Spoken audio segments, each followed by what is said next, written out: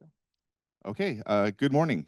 Thank you all for being here so early on a Wednesday, uh, overcast, foggy Wednesday morning where I just want to sleep in. My name is Dominic Johnson. I'm with the Department of Education. I am in the Data Evaluation and Analysis Unit. I started with the department about a year and a half ago. Before that, I spent 8 years with the Fresno County CELPA, helping 49 LEAs and charter LEAs submit first their case miss data from way back then, and then moving into CALPADS as we know it now. Just a survey of who's in the room. How many CALPADS administrators are here? Excellent. And how many special education data system administrators? How many of you do both? Touchdown. Excellent. All right. How many of you, this is your first or maybe second data submission for CalPads? Okay, excellent. Won't scare anybody off today. A lot of this is going to be refresher, but of course we'll cover the changes for this year as well. As far as your special education data systems, is everybody SACE? Are there any non-SACE districts? Excellent. I know SACE, I don't really know the others, so that's perfect. Oh, clicker not clicking. There we go. If you need to get a hold of us, you can send an email to calpads-support@cde.ca.gov or submit a service desk ticket through the CalPads website for any CalPads data-related questions. If you have a question about special education data that's not necessarily CalPads related, like timelines or your indicators, then send an email to speddatasupport@cde.ca.gov, and that comes right to our team. And additionally, if you have not signed up for the listserv, strongly recommend doing so. That's a very long email address. I'm not going to read it out. Just send an email to that address and it will subscribe you to the listserv. That is where all of the information that we release gets distributed first. So if you want to be up to date on everything that is going on with special education data, that is something you want to subscribe to and get that information sent directly to you. Today's agenda, we're going to talk about what's new for Fall 1, go over some local audits you can do in SACE as you're preparing for the Fall 1 data submission and report review process. Then we'll talk about your state performance plan and annual performance report indicators and your annual determinations letter and how Fall 1 data informs all three of those things. And then finally, we'll go through monitoring reports and holding timely meetings. This monitor is so hot, it's radiating heat, like it's ridiculous. If you've not had a chance already, feel free to download the materials. It's not just the slide deck, there are a lot of templates and reference materials in this folder as well that I'll be talking about as we go through this presentation. The acronyms, we have a lot of acronyms. We tend to speak in letters at C, D, E. I don't expect that you've memorized all of these. You're probably familiar with them, but if you don't recognize something as we're going through the presentation, feel free to refer back to this, of course. Also, at any point, if you have a question, feel free to raise your hand. You don't have to wait till the end of a section or anything like that. Just raise your hand and we'll go through it. And if I'm talking too fast, also raise your hand and let me know that I'm talking too fast. I tend to do that. CSIS offers training for Fall 1. Formerly, it was through their Bridge account system where CalPads administrators had a special account that they would log into to take CSIS Fall 1 and CSIS end of year trainings. They've completely revamped their training system, revamped the entire website. You can go to this URL that's in the slide, and you can access all of their trainings, sign up for their webinars, take advantage of their resources and materials without any special account. Anybody can access that at any time. So I do recommend if you want to take a deeper dive into the CalPads side of the reporting, that you take a look and see if there's anything there that might be of use to you. So what's new for Fall 1? Of course, uh, updates. We have updates to the code sets. I'm not going to go through all of these, but I do want to talk about a few specific changes. Special Education Service Code 570, charter schools has been retired. Uh, Essentially, SELPA came to us with the argument that charter schools are essentially regular public schools for these purposes. So, oh, I thought I lost the audio there for a second. It has been retired. Code 510, regular classroom, is going to be the appropriate substitute 99% of the time.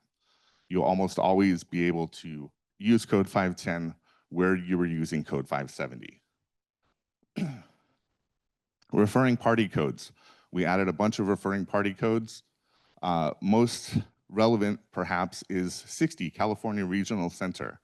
What would that tell you if you received a referral for a student and the referring party code was a California Regional Center? Not all at once. any, but what would that indicate about the student? I'm sorry? That they're under 3. And if they're coming from a regional center, what could that mean about a timeline that is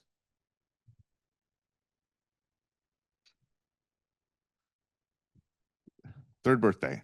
Yes, if a student is coming to you who is receiving services on an IFSP in Part C, you have to have the Part B assessment held and a plan in place by the 3rd birthday. And there's only one delay code that forgives that. I'll talk about that in a minute.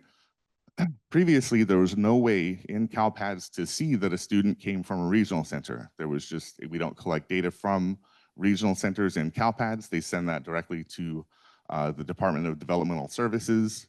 And so LEAs were finding themselves on the hook for students that they didn't even know existed, because regional centers, as we've learned, aren't the best at communicating with their districts. So we hope the addition of this data element will help LEAs more easily identify Part C students when they're transferring in to ensure they hold that meeting, that 3rd birthday, hold the Part B initial by that 3rd birthday.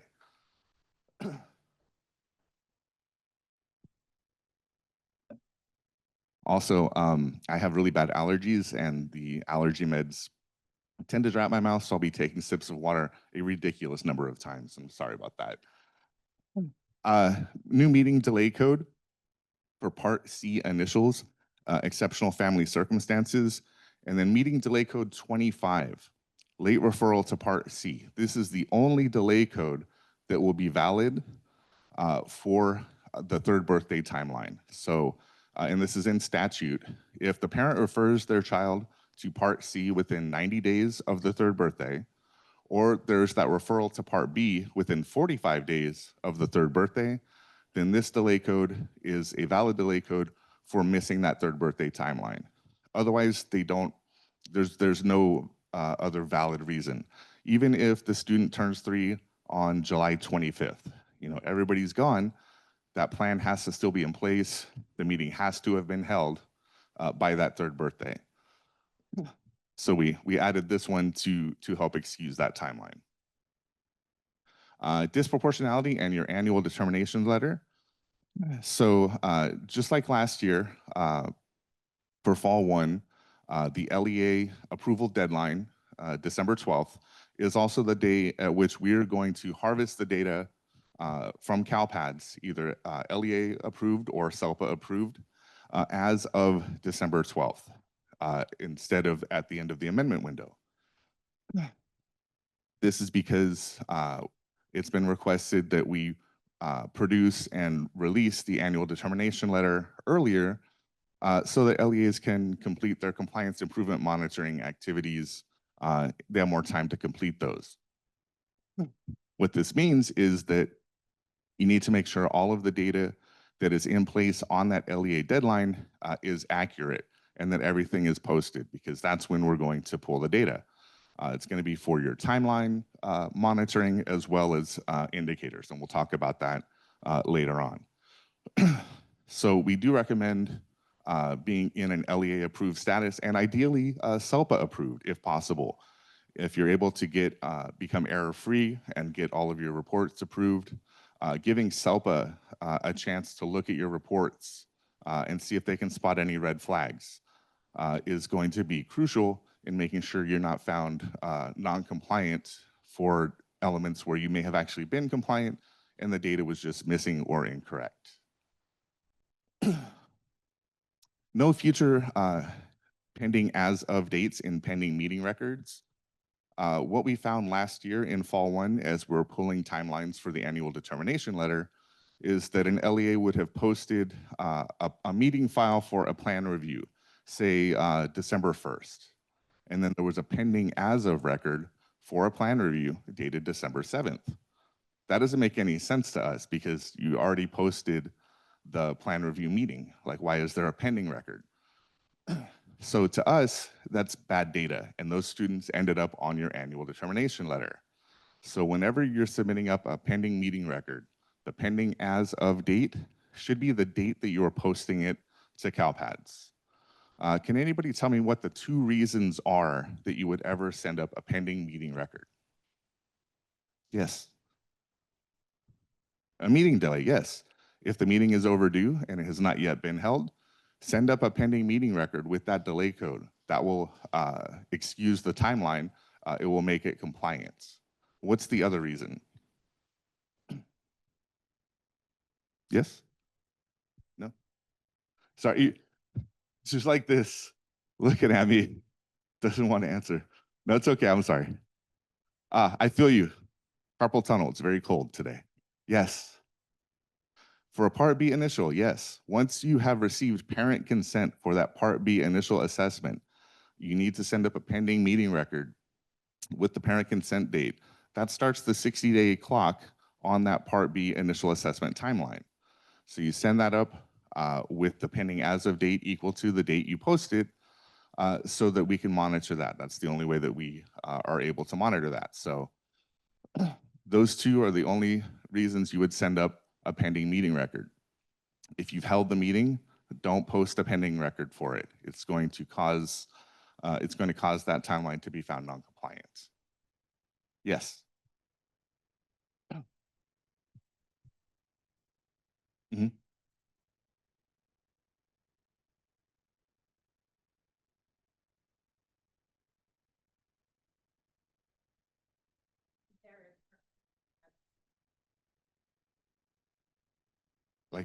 Like we don't believe you. Just checking with the Zoom folks. Are you able to hear the questions as they're asked, or do I need to repeat them? I couldn't hear the Okay. question.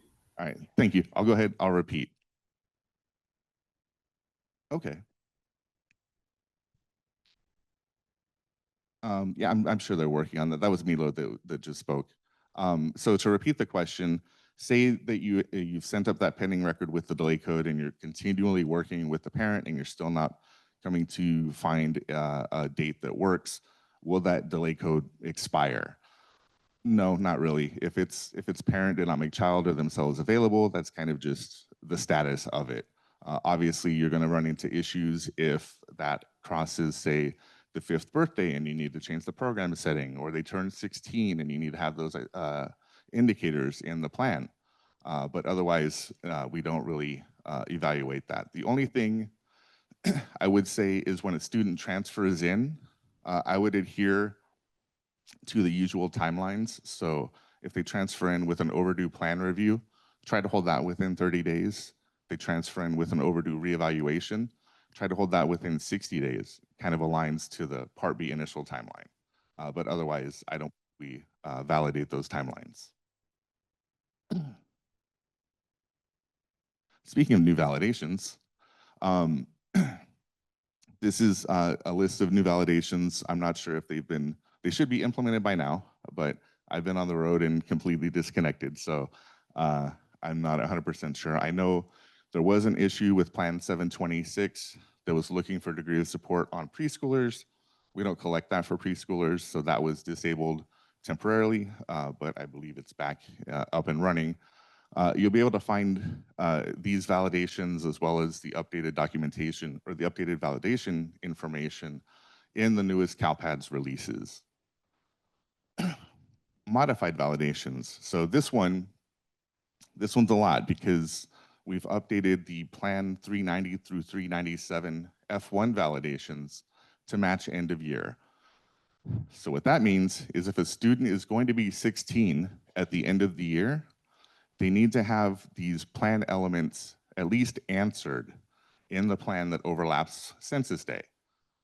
So if they're 15 years old, but their transition indicators on their plan are blank, you're going to get these fatal errors. This was done to specifically align with the end of year validation. CalPads was receiving a lot of complaints that users were frustrated they had to make adjustments to plan records, pardon me.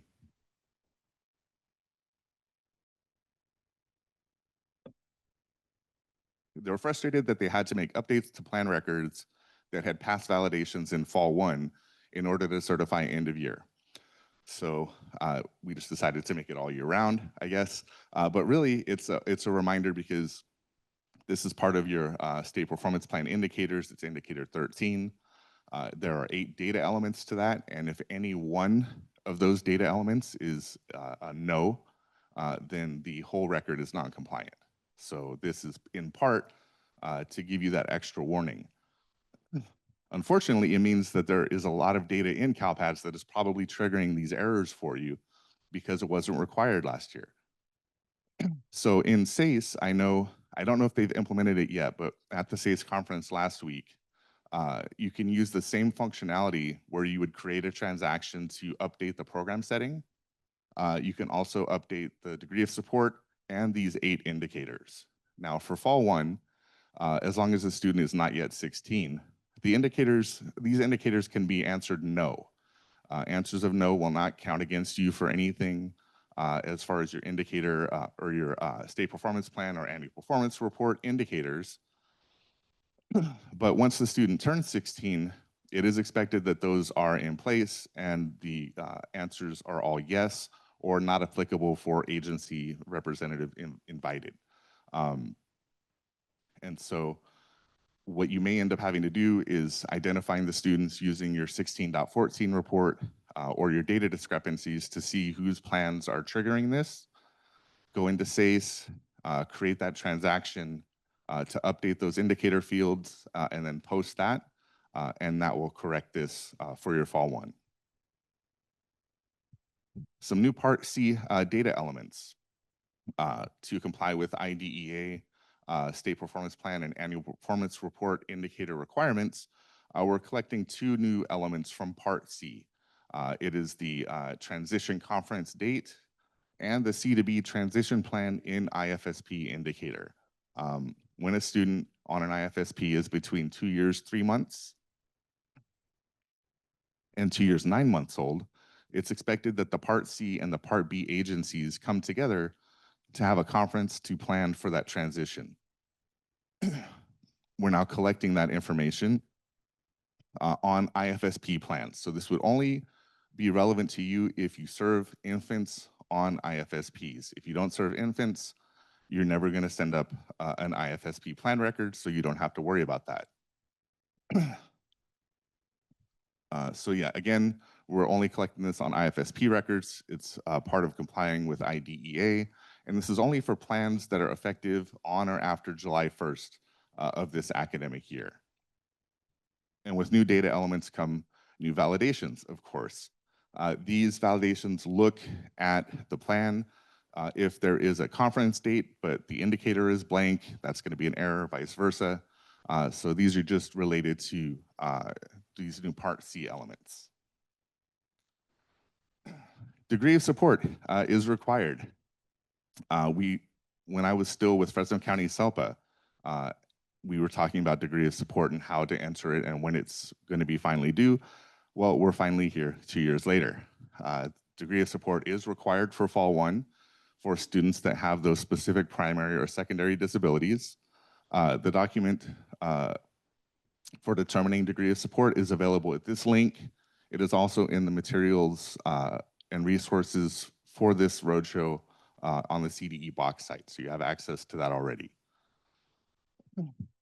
But the thing about degree of support is we're collecting this for fall 1 and we're collecting it as a special education data element, but it's not going to be used for fall 1. It's going to be used in fall 2 for teacher assignment monitoring and their credentials. So if that's not something that you're familiar with, like me, then you may not, you don't really need to focus on what it's going to be used for.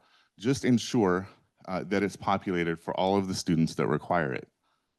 This is ridiculously hot up here. Jeez. I saw, thank you. I saw, thank you. Holy moly. Yeah. Oof. So what's going to happen with this data, we're collecting it now, and then in fall of 2026, CalSAS is going to use it along with teacher credentials and information about the students enrolled in particular courses with instructional strategy code 700, special education. So they're going to make those comparisons when doing the assignment monitoring. You can monitor this data in Fall 2 Report 3.8, course section enrollments, to make sure that everything is accurate for these students. Any questions about, yes?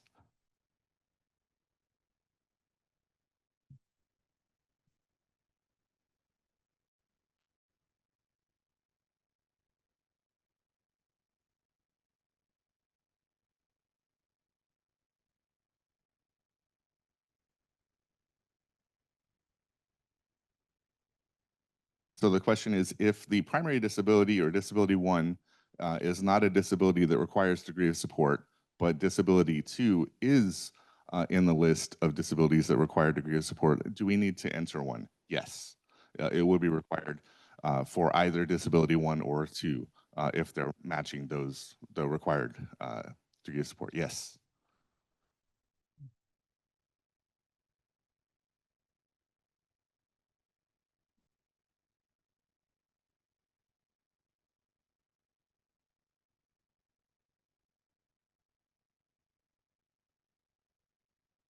That is an excellent question. Did you see it go right over my head? The question was for degree of support for students in secondary school. Please repeat it. I'm sorry. It was about right,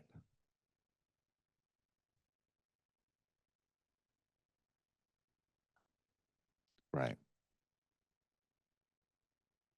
right. And so the question is, the student would have 6 teachers. If only one had the proper credentials, would they get a misassignment? I believe it only applies to courses that have that instructional strategy code. So and if that is still the case, then that's potentially that would potentially occur. Unfortunately, I don't have much knowledge on that subject. I would recommend just sending a ticket to CalPADS, and they should be able to answer that for you. Any other questions on the fun new happenings for Fall 1 or anything else? Okay, let's talk about local auditing and then the data submission and review process. So first, what do we use this data for? What do we use Fall 1 data for? It's for submitting to federal reporting, which is EDFACS.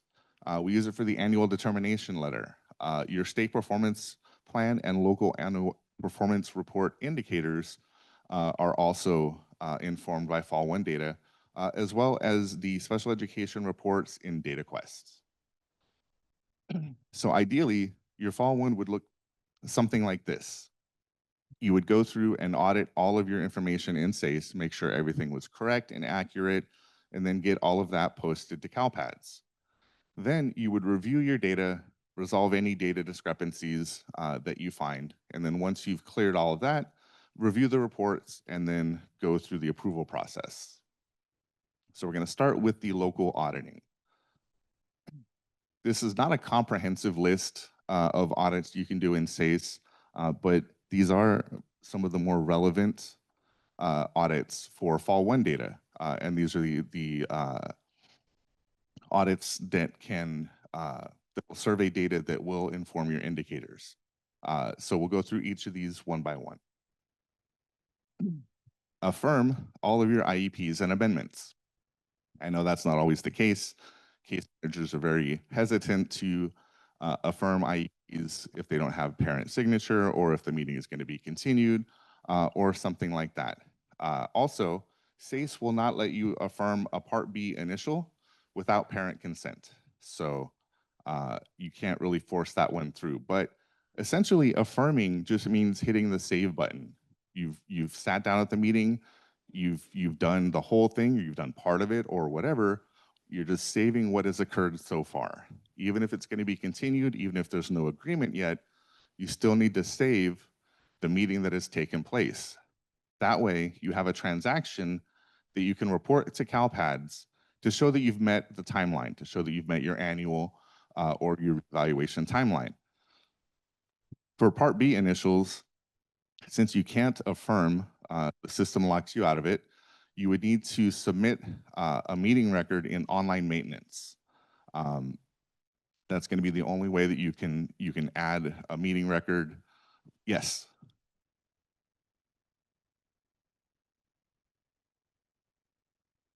Mm-hmm.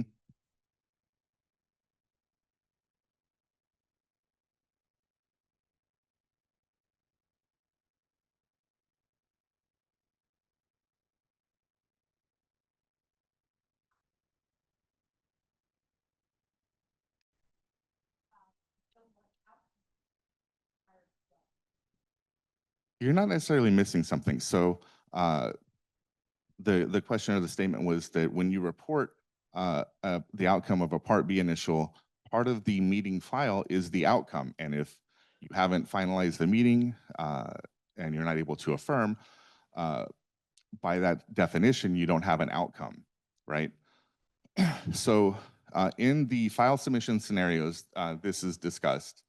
Essentially, you would report what the findings are at the time. So if the meeting concludes and the IEP team determines that the student is eligible, but you haven't come to an agreement on the plan, you would just report that the student is eligible and then not participating because there's no plan yet.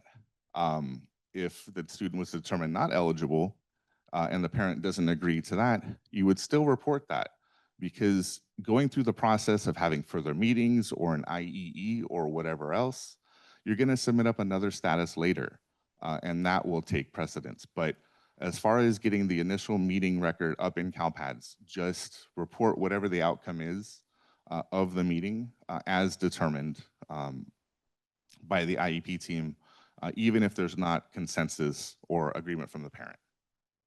Does that make sense? I know it's not. So I'm gonna use this phrase for CalPads reporting purposes. That is the get out of jail free card, so to speak, when it comes to this type of a thing. But yes, I agree with you. Like, how do you report the outcome of a meeting that hasn't concluded? But that is what we have at this point. Yes, yeah, you can enter it manually in online maintenance. Review those transactions that you have marked do not report. So you may be going through sending up a report to CalPads and there's an issue with a transaction and maybe there's a glitch with the validation. It's just something you won't be able to fix at all. So you mark that transaction do not report and you continue on with your report and get everything else posted. Don't forget to come back to these transactions. Anything that is reportable, you want to make sure it actually gets posted to CalPads, right? So reportable transaction is something that has occurred between July 1st and Census Day of this year for the Fall 1 submission. Also, when you're marking something do not report, you don't want to leave it in do not report forever. Corey Stacy, who is a trainer on special education data, used to work at Riverside County CELPA, used to refer to do not report as a parking lot. You can park the transaction there, But at the end of the day, the parking lot has to be empty. So you don't want transactions hanging out there forever. If you know you're not ever going to need to report it, move it into the deleted status right away. Don't mess with it. But always, I would suggest do future you a favor and put some notes in the comments.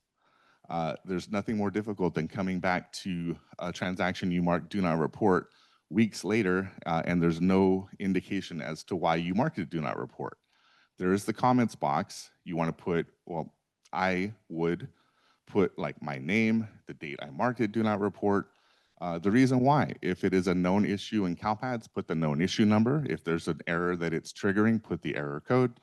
Just do future you a favor and put as much information as possible into that comment box so that when you come back to readdress it, you have all the information that you need. You know, if you need to look out for a particular known issue, you can refer back to CalPads and see if it's been resolved, that sort of thing.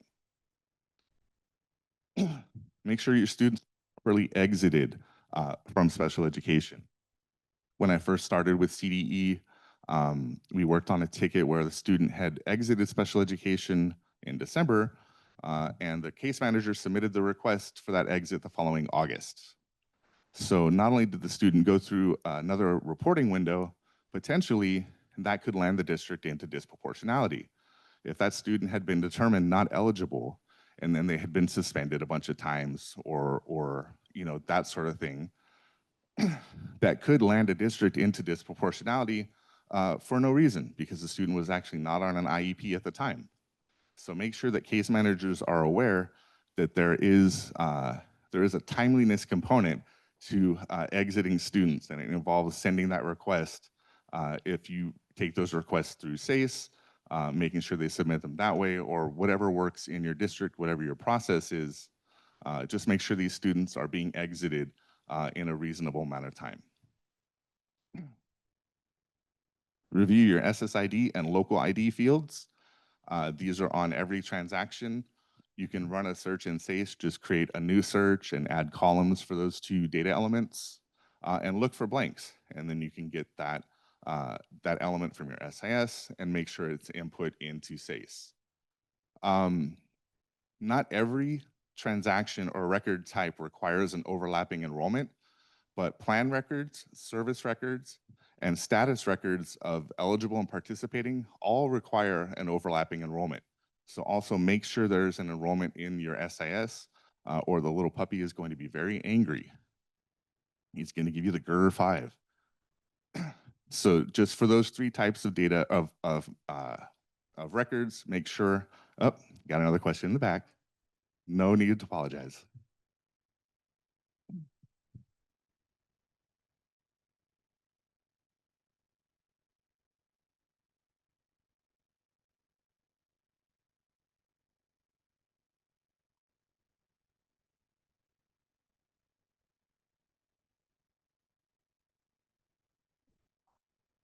Sure. So for preschool students, it's not always easy to obtain the necessary information to enroll a student and get that SSID. So how should we address that? Or is CDE looking to add a different enrollment status? We actually are talking about adding a different enrollment just for preschool and private school assessments. Flash 276 talks about the minimum data elements required to get an SSID. It's like first, last name, date of birth. It's like 5 or 6 elements. It's much shorter than the entire enrollment packet. And so if you just get the SSID, you can post a pending meeting record because you don't have to have an overlapping enrollment for that. So it's not as cumbersome as getting the entire enrollment packet completed. But I do understand it's still maybe information that the parents don't want to provide, or they just don't know and aren't going through with it. So that is one way to get that student, to get that SSID, to get that posted. But yes, we are in discussions to adding a new enrollment code, or I think it was an enrollment code. I can't remember if there was another element to it, in order to make it easier to capture the preschool and private school initial assessments.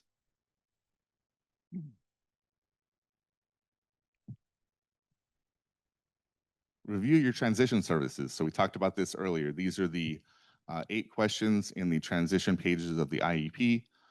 Make sure that those for your 16-year-old students are answered in the affirmative, but for students that will be 16 by the end of the year, you want to make sure that there is at least something entered in CalPads, in SACE to answer the question. Again, it can be no or not applicable if they're 15, but sorry, got loud there. You do want to make sure, there are, I'll talk about it in a minute, there are custom searches that you can use that SACE has created that will help you identify these students. But you just need to be aware that that is a change in the validation, and you can also use these searches in SACE and these audits to look ahead, find those students that are 15, and make sure those data elements are entered correctly. Gen Ed participation percentage, did you have a question? Okay. You want to review and make sure that is accurate. Oftentimes, case managers may transpose the numbers or enter the wrong number in the wrong place. So they meant to indicate the student was in the gen ed setting 80% of the time, but they put that in the wrong place, and now they're indicating the student is in gen ed 20% of the time. You will also find that if a case manager does that, they probably do it a lot. It's going to be like muscle memory. I just put this number here and I'm going on with my day, right? So you want to take a look at their entire caseload or have them review their entire caseload to make sure those numbers are correct and amend that if they are not. Look for red flags. Do your special day class teachers have gen ed setting percentages that are really, really high? Do your speech only students have gen ed percentages that are super low? Those are some red flags that you want to investigate further. Your preschool to kindergarten transitions, especially at the beginning of the year.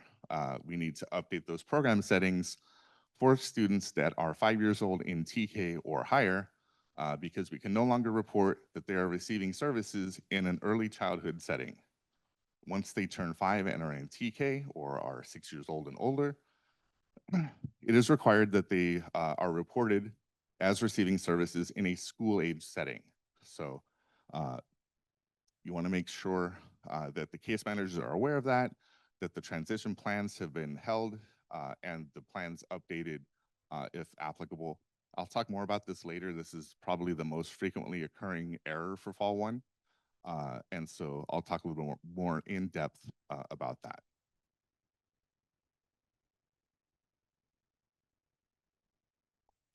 You can monitor this in SACE. They actually have a search program setting 5 to 22. That's going to bring up all of the students, and it's going to show you what their current program setting is. So you can compare their age to their program setting and see if there need to be adjustments made. Also, there are homepage notices or notifications for program setting. They've just lumped it all into one, program settings. And this is informed by the dates that are either, apologies, this is informed by the, why can I think of the word? Projected. The projected program setting. So if your case manager knows that you're holding a transition meeting in May and the program is going to change when they start school in August, they may project a date at which that program setting will change. What this does not do is actually change the setting in any way that's reportable. This just creates the homepage reminder. So if case managers use the projected program setting, they need to make sure they actually have the meeting to update the plan. Otherwise, you just have a notification and nothing actually gets changed. So it's important to know that these program settings, again, do not actually change the plan, or the projected program settings do not actually change the plan. They only provide a reminder. And so it's critical that this is followed up on. No Cyrus districts, so we will skip those. Review the data for your students in your non-public, non-sectarian certified schools. The LEA that has enrolled the student is responsible for reporting data for their students, and that includes students in NPS placements. So make sure this information is correct. Make sure the school of attendance, primary residence, program setting, percent of time in gen ed, service provider, service location. Make sure all of those are accurate for your NPS students. Review those pending meeting types. Again, we would send up pending meeting records for timelines that are overdue or Part B initials. So take a look at those timelines, any that are overlapping October 1st, make sure to send up a pending meeting record. Again, send it up with the same date that you are actually sending it up as the pending as of date. Once the meeting is held, of course, affirm or otherwise generate a transaction that you can report to CalPADS that the meeting has taken place so that you've met your statutory timeline. If the parent revokes consent in the middle of the process, make sure you delete that pending record for Part B. Remember, you get that consent, so you post the Part B pending meeting record, and that starts the 60-day timeline. If a few weeks in, the parent changes their mind and they no longer want to have their student assessed, make sure you delete that pending record because the clock is still ticking as long as that record is in CalPADS. Remember, we can't see into SACE or your SIS.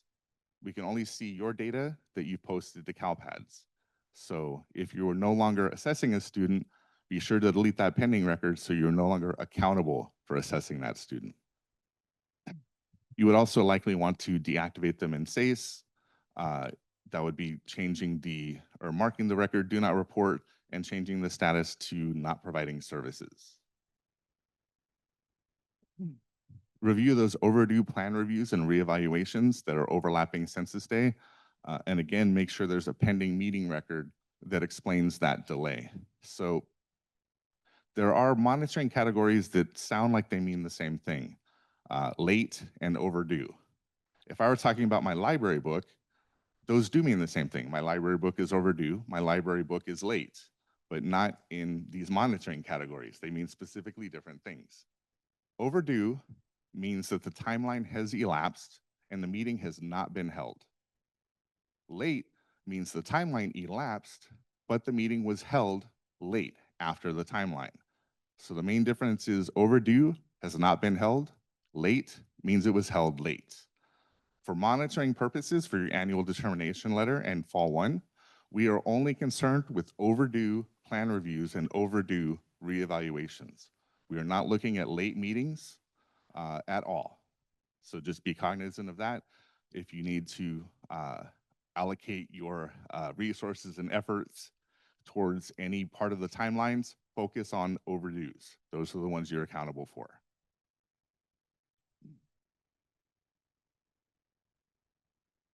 Of course, you can monitor this in SACE. There are homepage meeting alerts that tell you when a meeting is coming up and when it is now overdue. These notifications are informed by the dates on the info eligibility page of the IEP, the next plan review and next reevaluation dates. These dates inform the homepage notifications as well as the timelines on the record. So SACE has a search that they've created, next meeting dates, that will pull that information in from the information eligibility page and show you what the student's next dates are. What is a potential issue with these next plan review and next reevaluation dates when you are concerned with your timelines? The wrong dates might have been entered, exactly. There are some new safeguards in SACE, I'll talk about those in a moment, but if the case manager projects a 4-year timeline for the reevaluation, which I have seen multiple times, and that timeline is missed, you're late without cause, right? And so you're going to be held accountable for that. So make sure that these timelines make sense. Make sure that the plan review and reevaluation timelines make sense, not just according to what is in SACE, but what's in CalPADS. Make sure the meetings that are in CalPADS reflect all the meetings that have been held so that these projected dates are projecting off of the dates that we hold you accountable for. Because again, we only look at what is in CalPADS, what you have posted. SACE has put up some rails on the next annual dates. Of course, case managers can just click the green buttons to automatically calculate the next meeting dates. They don't always like to do that. They want to, enter it manually for some reason. It is. And they do it all the time. You're absolutely right. That is a universal thing. SACE will now give a warning if they enter a date that is short of the timeline. So if they enter a date that is 1 day too early for an annual plan review, there'll be a warning. Are you sure you're going to hold this meeting early? If they enter a date that is after the timeline, then it will actually be an error. It'll be a red error. They won't be able to save that any longer. So hopefully that will prevent case managers from projecting dates beyond the timelines. I'm glad that they did this. I wish they did it when I was at CELPA, but it's if they refuse to use the calculate next dates for whatever reason, then those guardrails will hopefully prevent you from running into issues where you have not met the timeline because the projected date was incorrect. You can also validate the meeting information in SACE. And essentially for this, you want to look at the parent involvement participation code. For every meeting, that is expected to be answered yes. You're asking the parent, did the district include you and facilitate your participation in the development of this plan for your student? The expected response is yes. It's not something that the case manager can just fill out later. Oh, they were here, I'm gonna check yes, it's fine, it's perfect. It needs to be asked and answered. If they do not respond, no response is okay. It will not count against you if they don't respond. Responses of no are non-compliant. And this is a 100% compliance indicator, meaning that the Federal Department of Education expects that every parental involvement facilitation response is yes. Skip the Cyrus. Hi, Dominic. Sorry to interrupt you. This is Sorry, Milo. Hi, Milo. Sorry, that's really loud. Oh, I'm sorry. No, it's okay. It's not your fault. Yeah.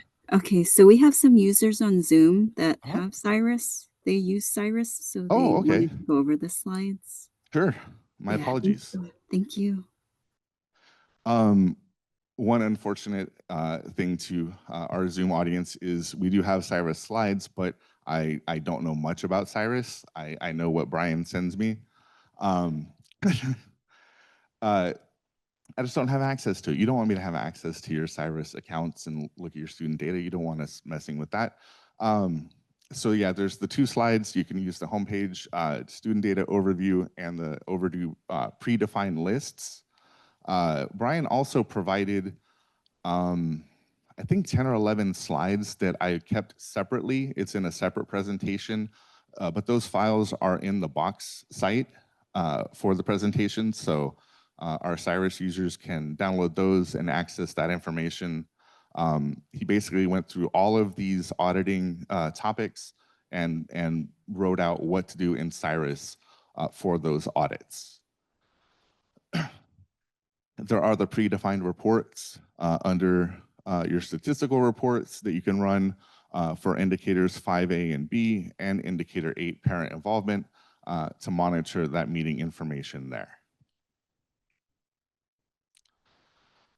District of Special Education accountability. This is very important when it comes to your indicators because there could be students that are identified where you are the District of Special Education accountability when that should not be the case.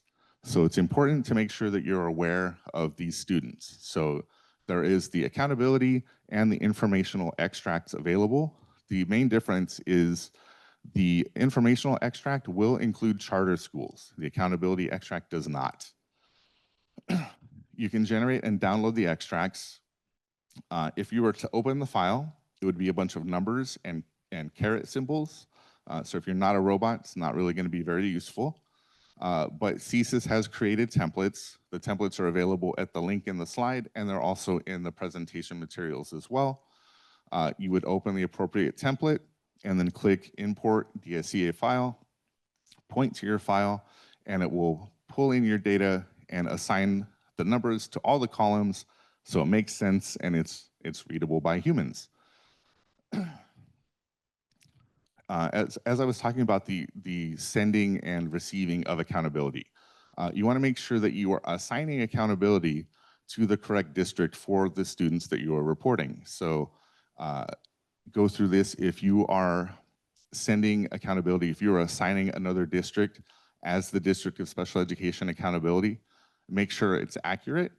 And if you need to make any changes, you can modify the plan record to update that. More consequentially is when you're receiving accountability. That means another district is pointing to you as the district of special education accountability. It's very important to know who these students are.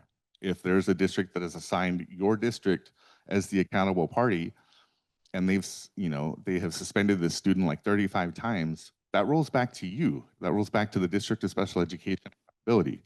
So make sure when you're reviewing this that the students that you are assigned accountability for are truly students you should be accountable for. If not, unfortunately, you cannot make that change. Remember, it's on the plan record, so you would have to reach out to that district and ask them to change that plan. They can just update the DSEA in online maintenance to refer to the correct district.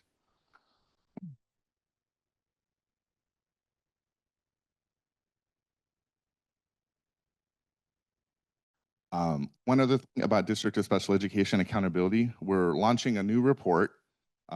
It's expected to launch in early November. It's going to be 16.14, the same report that you find in Fall 1 and end of year, but it's going to be a real-time report. It's not going to be locked to the reporting window, so you can run it at any time. It's going to be live data. Oh, it's all right. We have all been there. We have all been there. Oh my gosh. And that report is going to be by District of Special Education accountability, meaning when you generate the 1614 by DSEA, the only records that are going to be returned in that report are students for whom you are the District of Special Education accountability. So you don't have to worry about tracks necessarily. You can use this report and it's going to be a much simpler way to find the students where you have been assigned accountability and make those changes if necessary. So again, November, but should I try the other mic?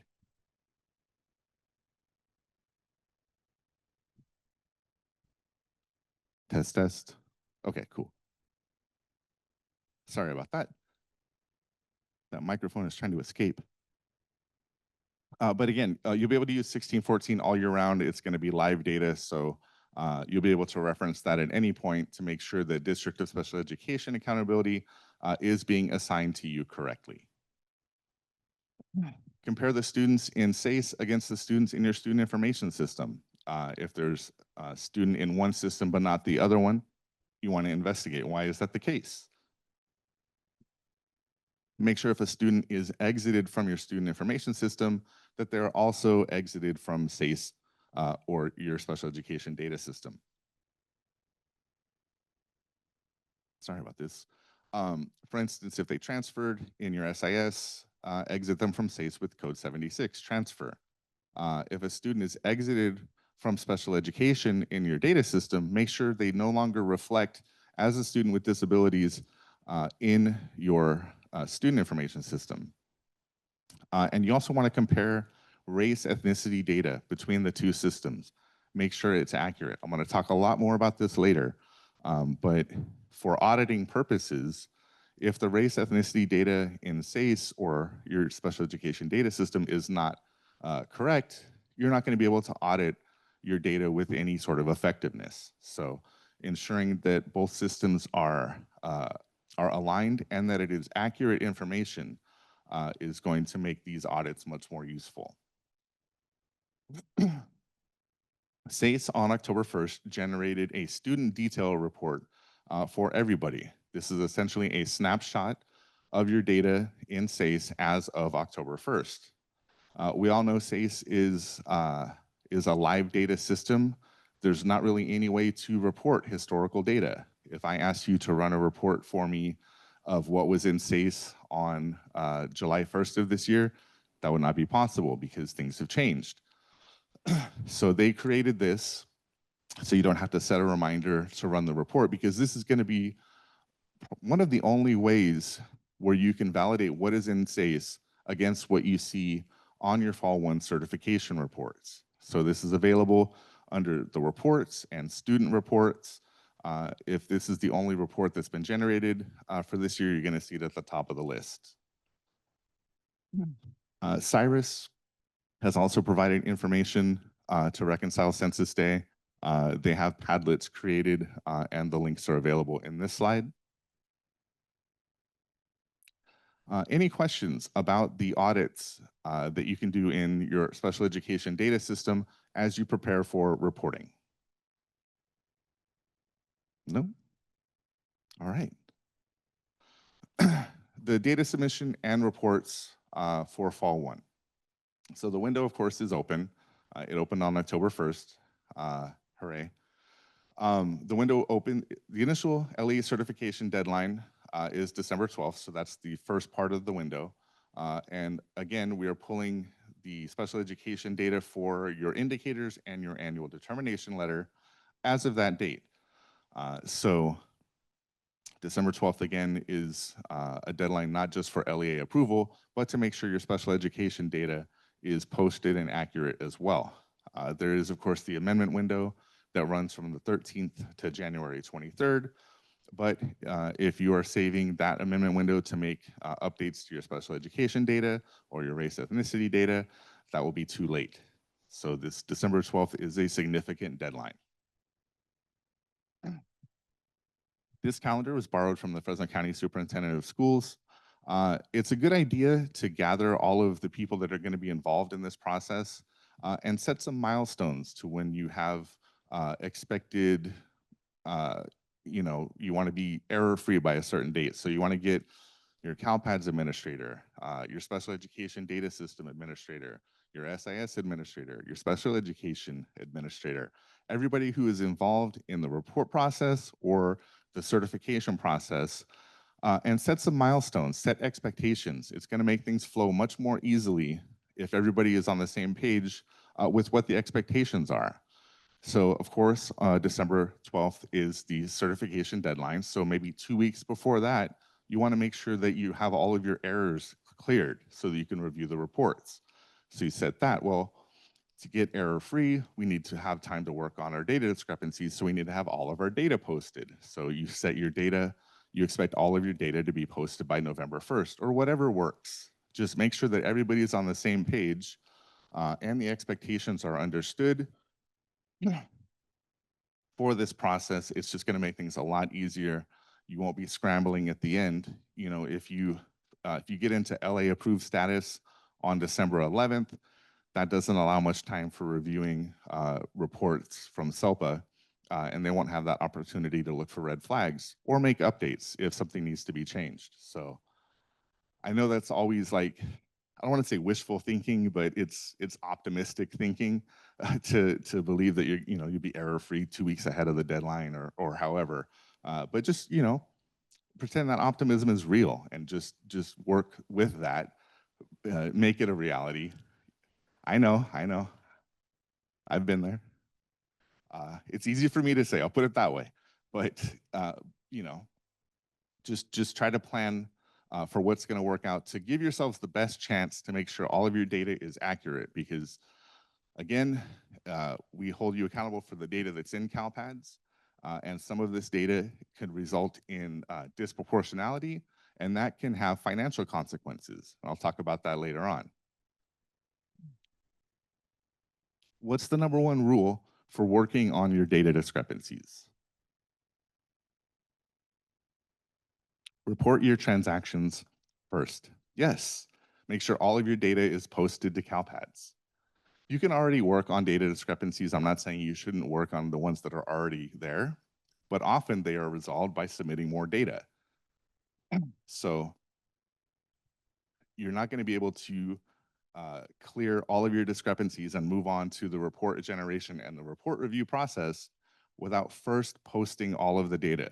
That means making sure you don't have any unaffirmed IEPs hanging out, making sure you don't have any transactions that have not yet been reported, making sure that transactions you have marked do not report have been restored and reported if necessary. Those are the real keys to making sure that once you're working through and finishing your data discrepancies, you're not going to have any surprises.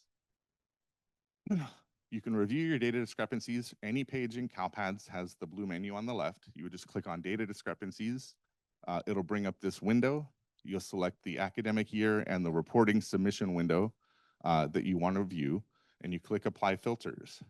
When you apply those filters, you're going to see this. It's the summary grid, and there's a display grid below. At the top of the summary grid are the run start time and run completion time. Your data discrepancies update and refresh throughout the day based on when new data is posted. However, it's not instantaneous. So if you come in the morning and you look at your data discrepancies and you work through a bunch of them and you come back and you run this again and you see they're all still there, don't panic. Take a look at the run completion time and make sure a new, I'm gonna kick this thing so many times, no, it's fine, it's fine.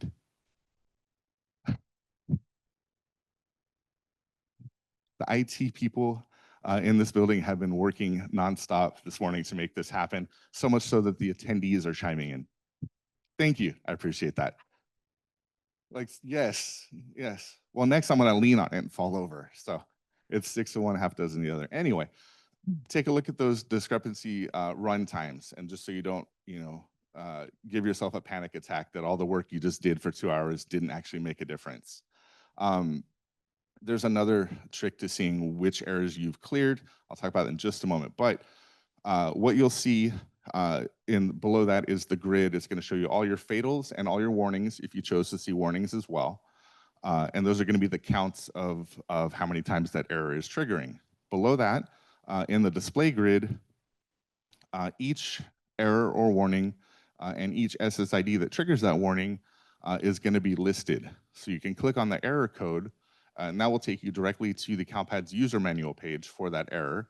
The user manual is going to show you what fields are validated for the error, what the usual corrective action is for the error, and if there's a known issue with that error.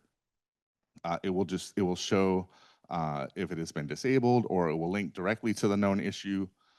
So if there's an error that you're just not sure why you can't fix it, take a look at the user manual page, and that will give you that information.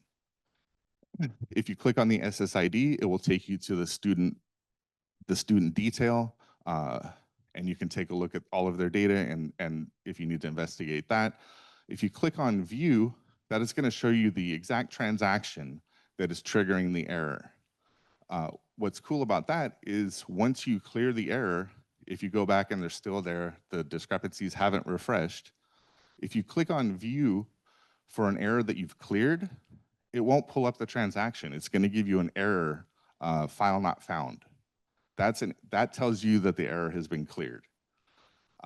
It's a little, I had no idea that was even a thing. I learned that last week at the SACE conference. So if you're impatient like me and you want to make sure that you've done the work to clear the error before the discrepancies refresh, you can click on view. And again, if it's been cleared, it won't pull anything up. Collaboration is critical. I say this a lot.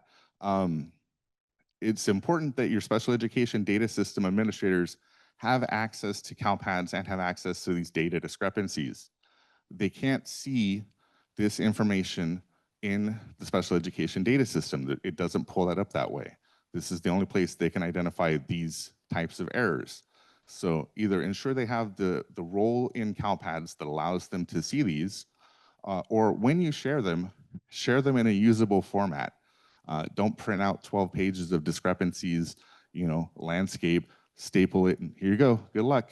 That's not very useful, and that's a real world example. I've seen that. Instead, you can download the discrepancy. Well, I'm using a pointer on a monitor. You can use the data discrepancy error extract or the download as export to CSV.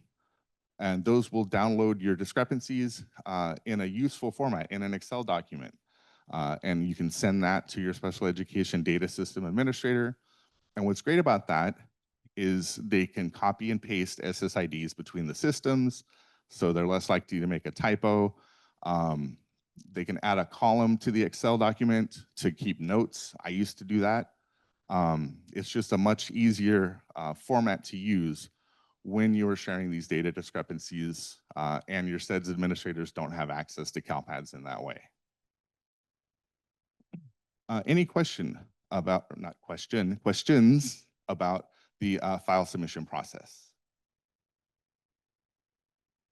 No? All right, good deal. High frequency data discrepancies. So at the beginning of every reporting window, I run a report to show how many of each discrepancy, each validation error is triggering statewide to see which ones are triggering the most.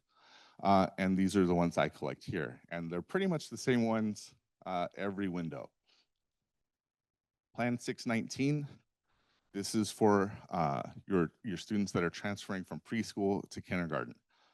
Students that are 5 years old and in TK or higher must be reported as receiving services in a school age program setting.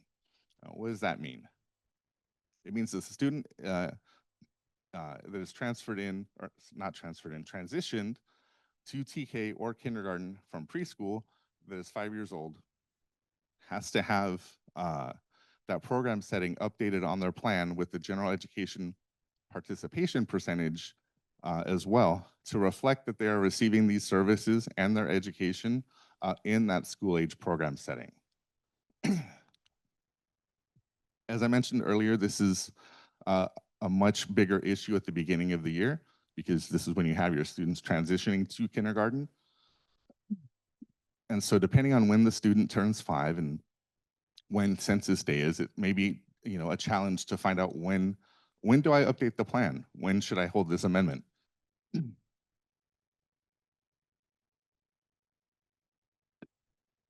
And so we put together this chart.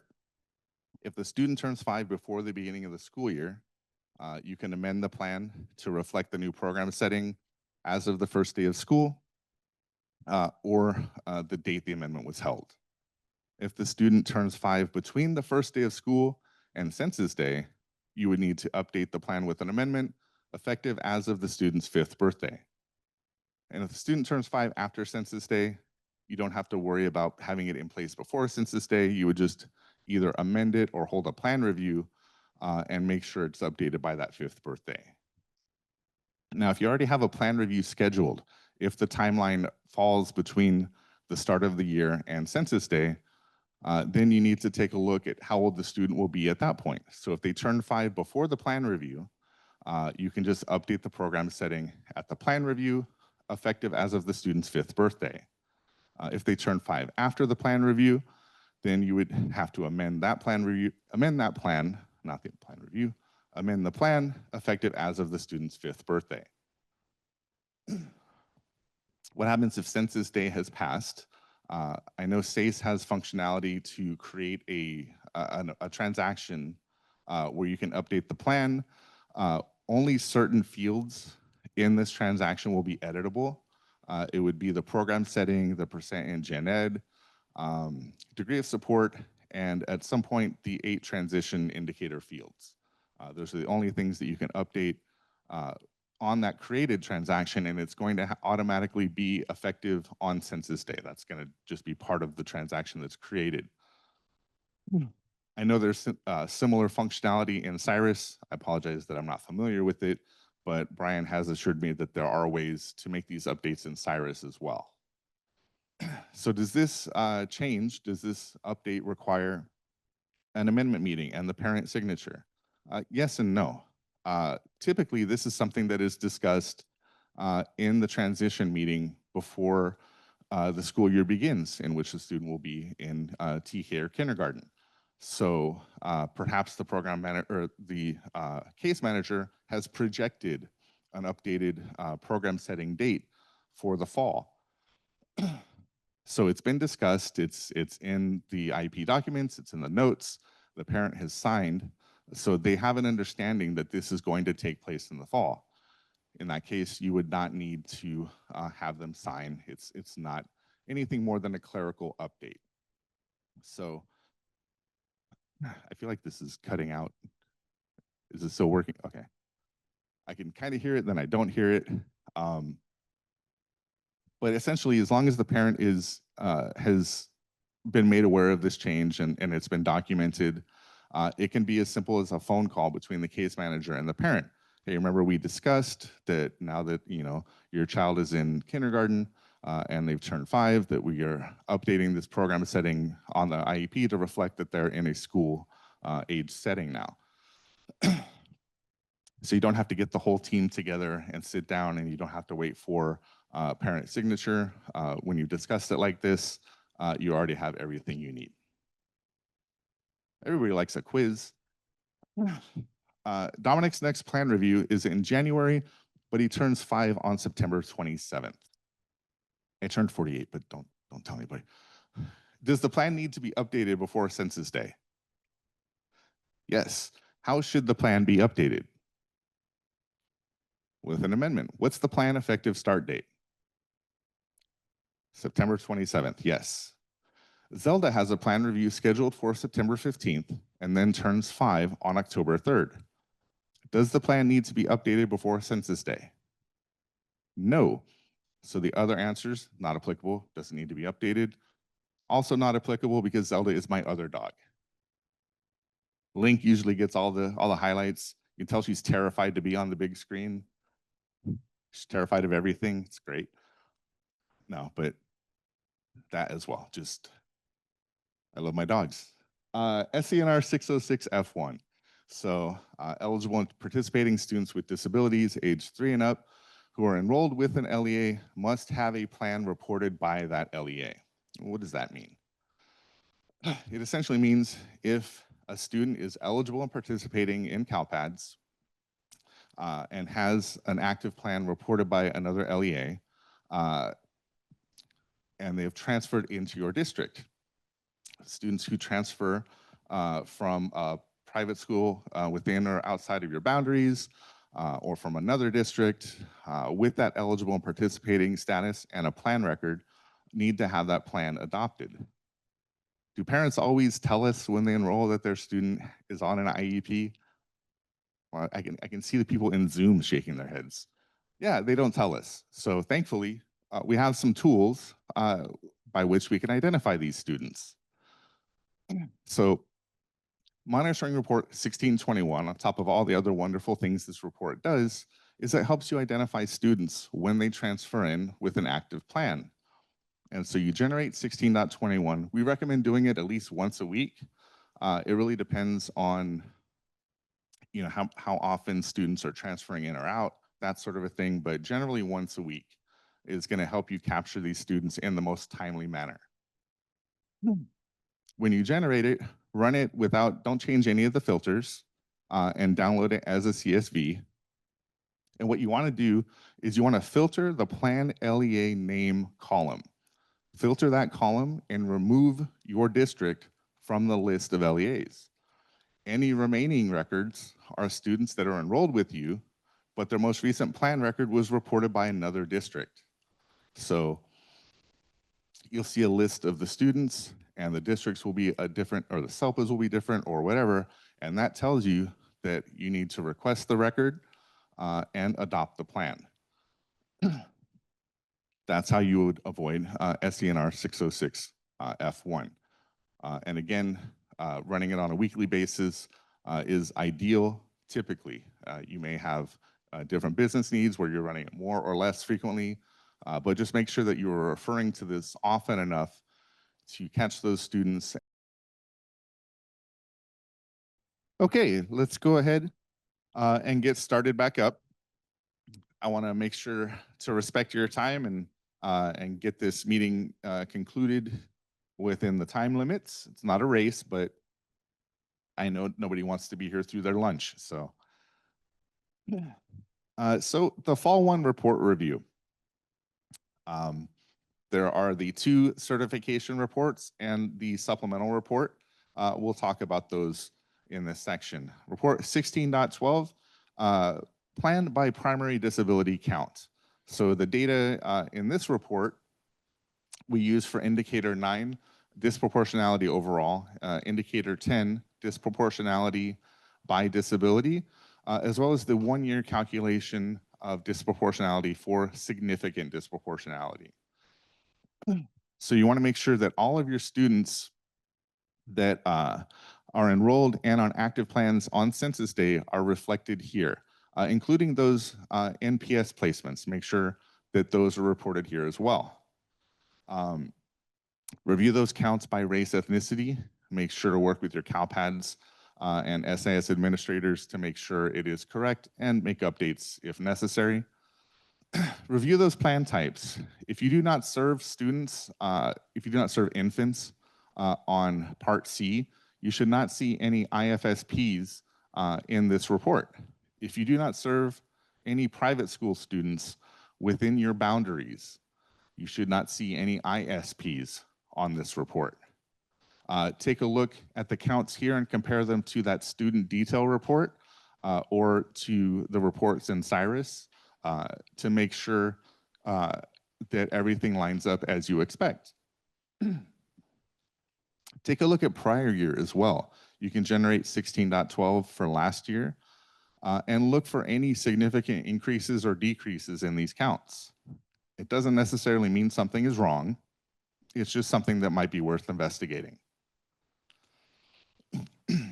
1613 is the count by federal setting. This data informs indicators 5, which is least restrictive environment, and 6, preschool least restrictive environment for your state performance plan and annual performance report indicators. Take a look at the counts in each setting. Do they make sense for your student population? If you are not a county office of education, you probably shouldn't see any students reported in a correctional facility. Again, take a look at the prior year report. Look for large increases or decreases. Just make sure the counts make sense.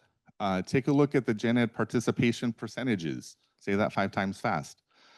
Students in setting 400 or 500 should have higher gen ed participation percentages. Students in 401, 402, 403, homebound hospital, correctional facility, you'll see lower gen ed participation percentages. And then report 16.14. This is the list. All of the data in this report is what informs report 1612 and 1613. So if you see something on those reports that doesn't make sense, this is where you can investigate the records that make up that data and see if you can find the anomaly. Download it as a CSV.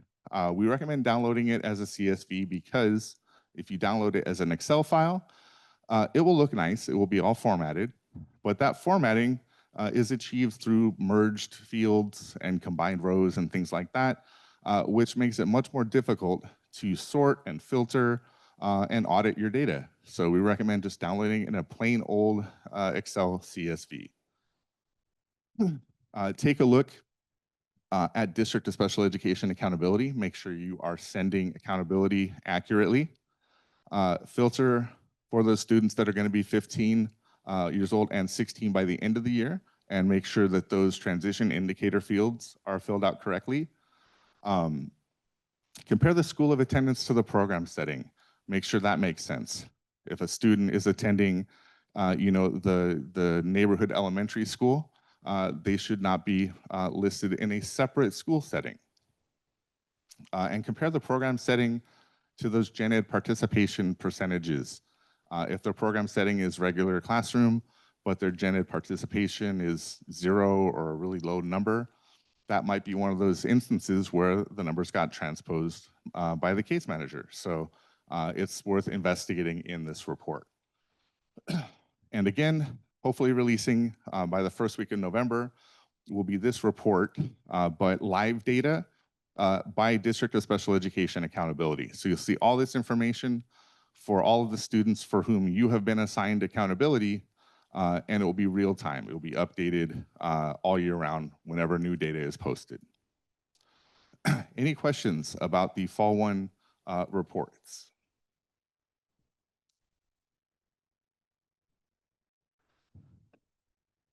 There's not a whole lot of updates here. I don't think I changed these slides from last year. It's a little bit of a refresher, and there's only a few. Was I losing audio? A delay, oh boy. The state performance plan and annual performance report indicators that use your Fall 1 data. You can find the indicators and the targets provided by system improvement leads. That link will take you to the guide. This guide is also available in the CDE box site for this presentation with the other presentation materials, so we've provided it for you as well. Indicator 5, least restrictive environment. So this looks at students that are age 5 and in TK or higher, and measures how much time they spend in the gen ed classroom. So indicator 5A looks at that population of students served inside the regular classroom 80% or more of the day.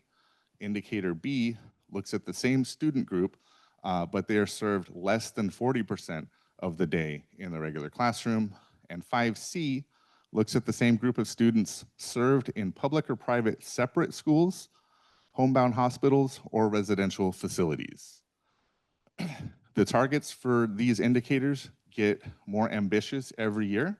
The indicators for this year are on the slide. 70% of students are expected to be in gen ed 80% or more of the day.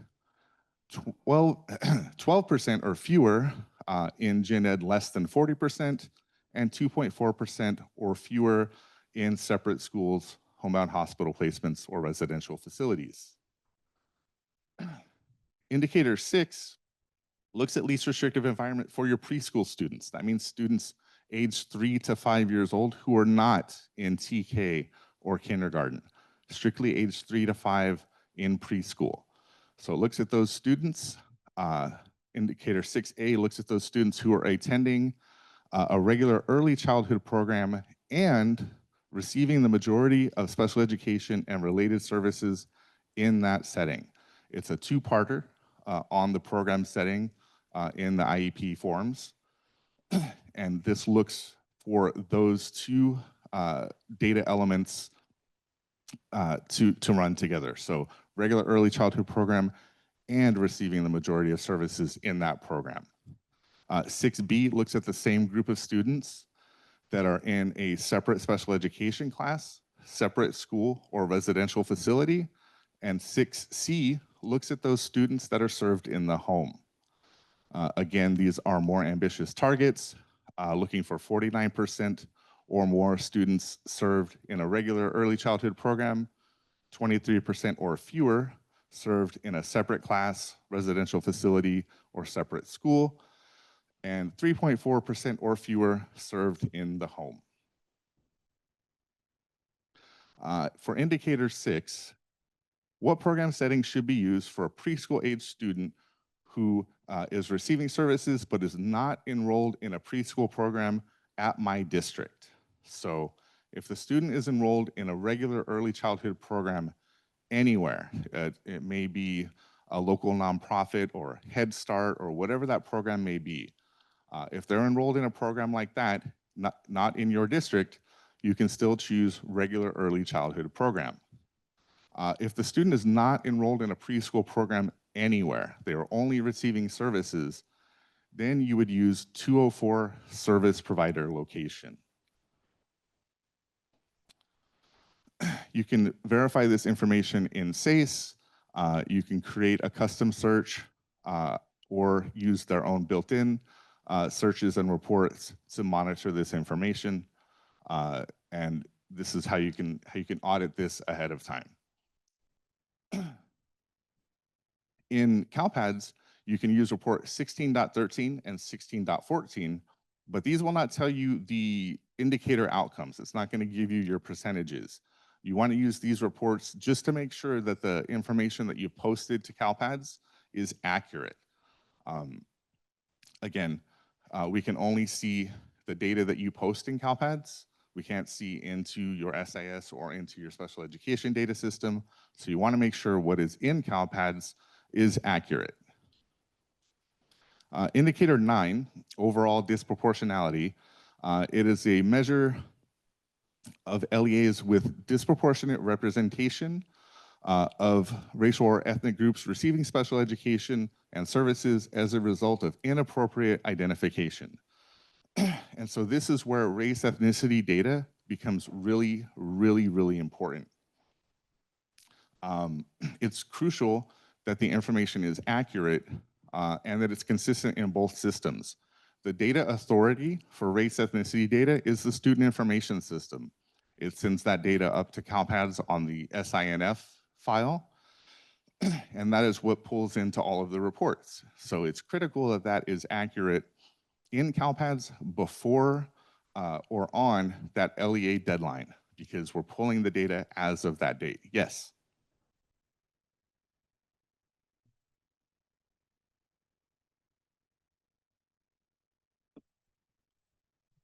It's in your district. The question was, are they looking at this information statewide or just for the students in your district? It's just the students in your district.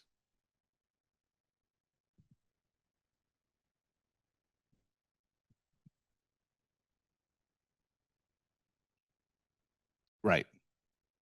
Yeah, it's in your district, comparing the population of students with disabilities in a particular race or ethnic group against the students in the gen ed population in that same group. I'll go into it a little bit more. But the reason it's important that your race ethnicity information is accurate, not just for your students with disabilities, but for your gen ed population, is because the risk ratio that is used to calculate how likely it is that a student would be misidentified or inappropriately identified relies on comparisons between your students with disabilities, demographic information, and your gen ed population. So if that is not correct, you could be found disproportionate just because the data that's in CalPADS is not accurate. Of course. Uh-huh.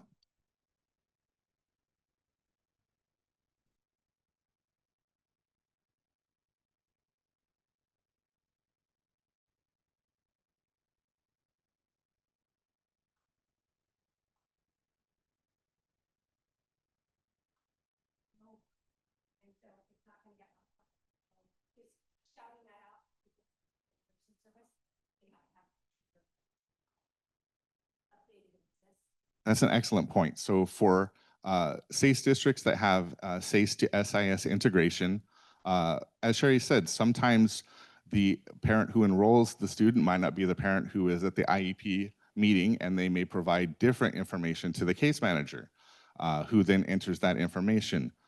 If you have that integration, then overnight the SIS will come in and overwrite what was entered into SACE.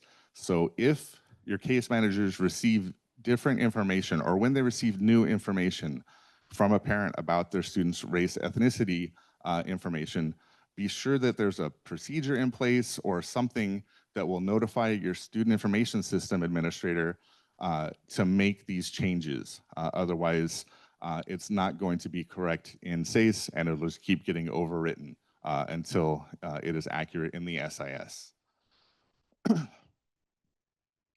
Indicator 10 is similar. It's disproportionality,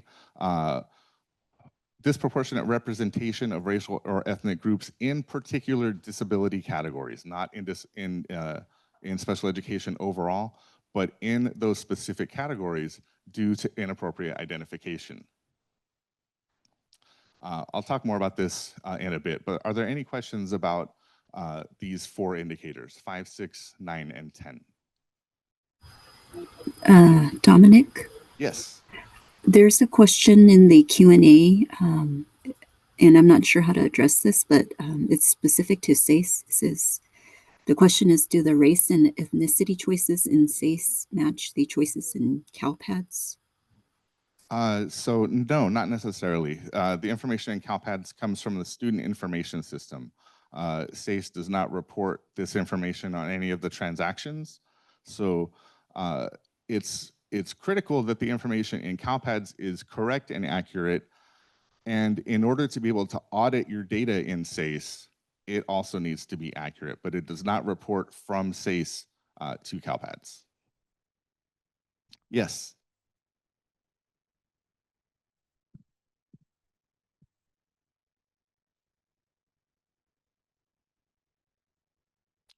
Correct. So whatever the race ethnicity data is in SACE, it is not important for reporting purposes because SACE does not report that data.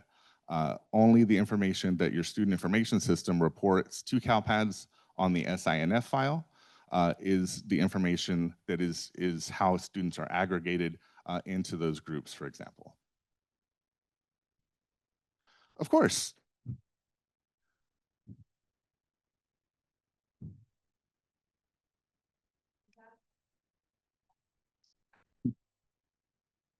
Yeah, I mean, and Sherry is absolutely correct. It needs to be accurate between all three systems in order for each system to function according to expectations.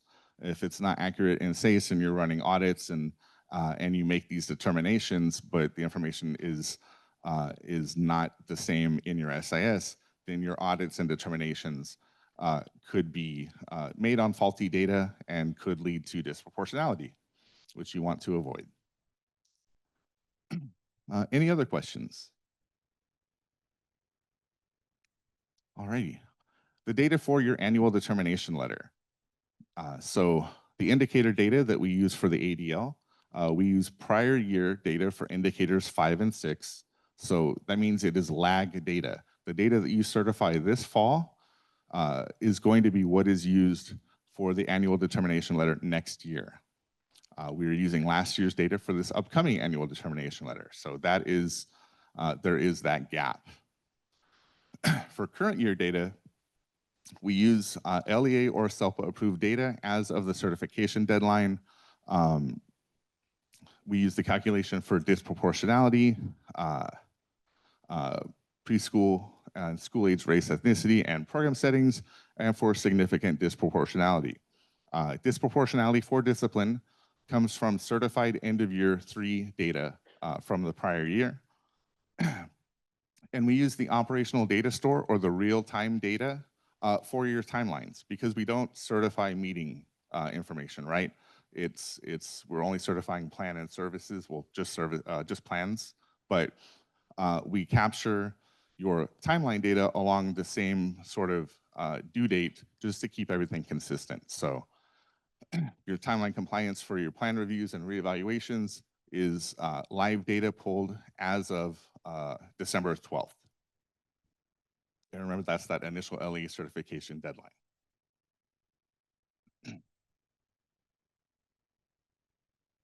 So again, the data that informs disproportionality comes from that LE certification deadline, which means that you do not have the amendment window to make corrections to race ethnicity data. Anecdotally, that's what we heard in the field, is that CalPADS administrators may wait for the amendment window to make sure that information is accurate. We no longer have that luxury. It needs to be accurate and in place by December 12th. And it's really critical that it's accurate because districts that are found disproportionate in the same category for 3 years in a row are identified as significantly disproportionate. That comes with a lot of extra work and a 15% set aside of your IDEA funds for coordinated early intervention services. So this is the financial impact I was talking about.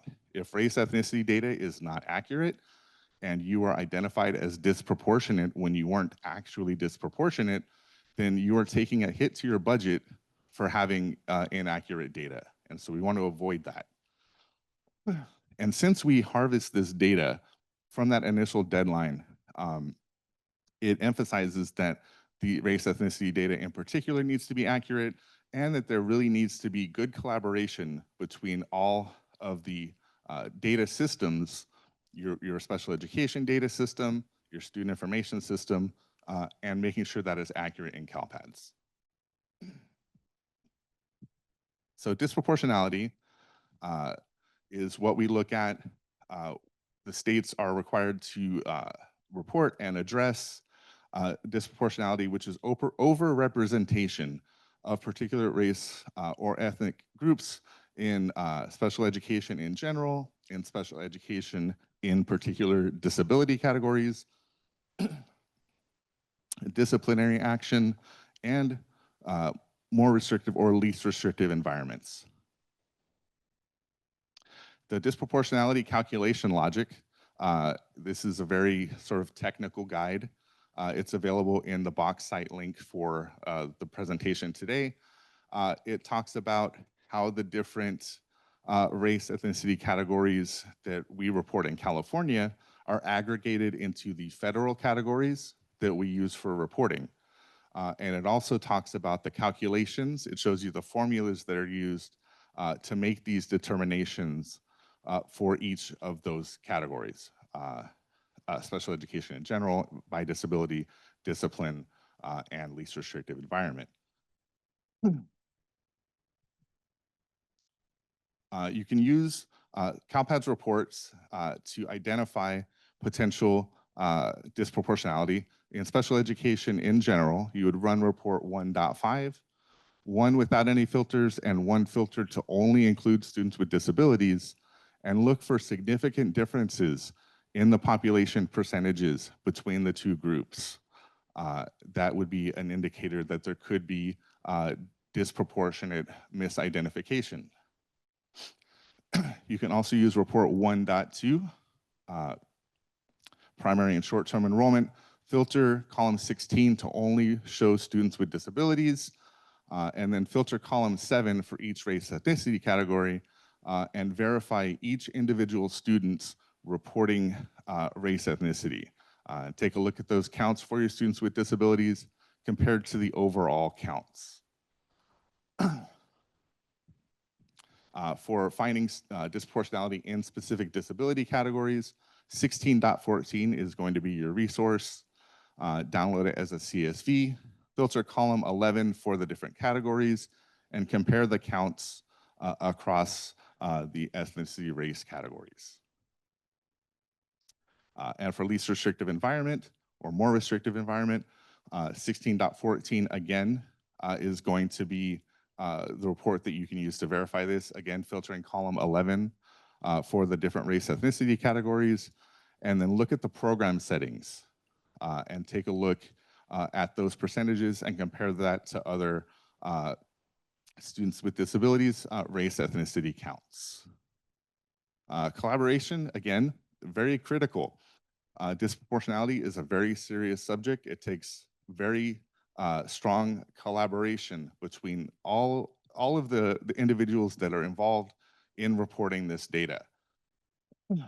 If the demographic information in SACE or CIRUS is different from what is in your student information system, make sure, investigate that and make corrections. Maybe surprisingly, what is in your student or your special education data system is the accurate data, and you need to update your SIS or vice versa. And then make sure the correct information is in CALPADS. You can also generate fall 1 data for last year and take a look for large variances there. It's also very important when students are reported as 2 or more races or multiple ethnicities. I'm not sure exactly how that reports up from the SIS, but when that information is blank, missing race code is yes, Hispanic ethnicity indicator is no. Those students end up in those multiple ethnicity or 2 or more races categories, and you can be found disproportionate in that category too. So if you're not getting complete information from parents on race ethnicity, you could land in disproportionality for that category simply based on not having the correct or complete race ethnicity information. So whatever avenues you need to work down when it comes to getting that information from parents and making sure it's accurate, just ensure that it is accurate in CALPADS to avoid being found disproportionate in that category when you should not have been.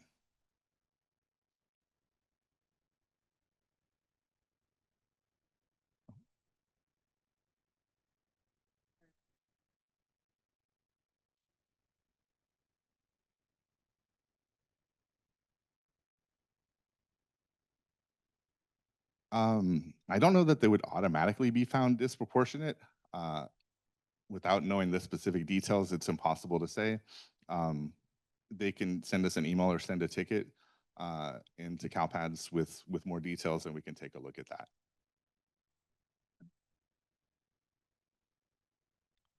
Your Fall 1 data for timeline compliance.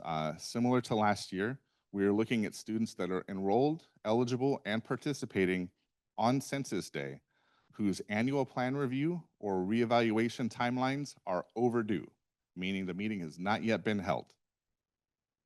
So you can use monitoring report 16.21 to look at those overdue categories and make sure that for any meetings that are appearing as overdue on that report, see if the meeting has actually been held and it just hasn't been affirmed or saved.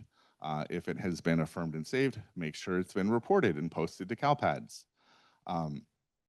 You want to look for any potentially missing data, and I'll talk more about this later. And then if there is no meeting that has been held, make sure a pending meeting record is submitted with that delay code so that you can report that the timeline has elapsed, but it was for a particular reason, like the student transferred in or whatever the circumstances may be. Just make sure that there is something there to explain that timeline. Any questions about all this fun stuff? The data for your indicators or your timelines? You're like, no, we just want to get out of here, please. Monitoring reports and holding timely meetings. So this is going to be the final section. I forgot at the beginning to ask, so I'll ask now. Please generate your 16.21 reports as of today. Filter to only include the 4 overdue categories. So overdue plan review, overdue reevaluation, with or without a delay code, or with or without a pending meeting. With or without a pending meeting.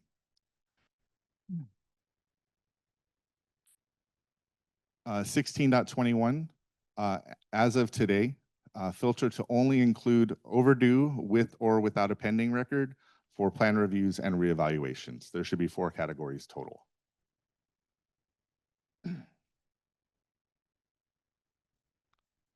And then as an additional ask, please do the same for your 1624 report, but instead generate that for last academic year, June 30th, because that report only pulls in data per academic year. So if you run it for this year and you haven't posted any meetings, it's going to be blank. Do I?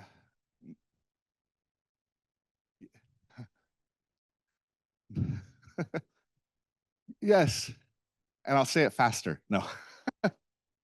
1624 as of last academic year, June 30th. So at the top in the filters, you choose the academic year. It's going to be set to this year automatically. It's going to be set to today's date automatically. You just want to change that. And it's not super critical. That report is much simpler. So if you don't have a chance to run it, that's fine. We're just going to discuss what to look for, and it's very simple. 1621, as of today, and just look at the 4 overdue categories, filter to include only the 4 overdue categories. So 1621, I believe as of yesterday, and don't hold me accountable for this because I haven't had a chance to take a look, but we are adding a filter to 1621 to only include students that were enrolled on Census Day. So no more using Excel and VLOOKUP and match to try to see sarcastic applause in the back. Yes, I don't have to make any more videos. But it's going to be much easier for you to generate this report as the reporting window goes along and keep track of those students that were enrolled on Census Day and see which ones you still need to address, you still need to investigate, versus those that have been corrected either with new meeting data posted or data being corrected in CalPads, or even enrollments being adjusted correctly, all that sort of thing. So this is going to make that process much easier. Hopefully this is the case. If you're running 1621 right now, let me know if that filter is there. It is there? Yes. When I first was doing these, they had projected it would be ready by I believe September 23rd. And so you can imagine my surprise when I was talking about it and it had not been released. But they're doing a lot, like the CalPads and CSIS, those offices are very, very busy with rolling all this out. So I'm glad they were able to hit this one within the time frame. I think it's going to be much more useful for you for monitoring these students all the way through, right? Because these students from Census Day are the ones we're looking at the end of this reporting window. It's the one we look at again in August to make sure that things have been corrected. So it's going to be critical to continue to use this report to monitor those overdue, those records that were overdue. And the more easily you can do that, the more likely you are to do it and make those corrections. So this is 1621. It's a link to the CalPads user manual report mapping guide, just a refresher on who gets pulled into this report. Students appear in the report if they are enrolled with your district on the report as of date with a primary short-term or non-ADA enrollment status in grades preschool through 12th, and whose most recent eligibility status is 1, eligible and participating. Also, students whose most recent enrollment exits are E155 or E156 are considered to still be enrolled with you, and you're still responsible for them. Does anybody know why those two codes why those two codes are used to infer that you are still responsible for those students?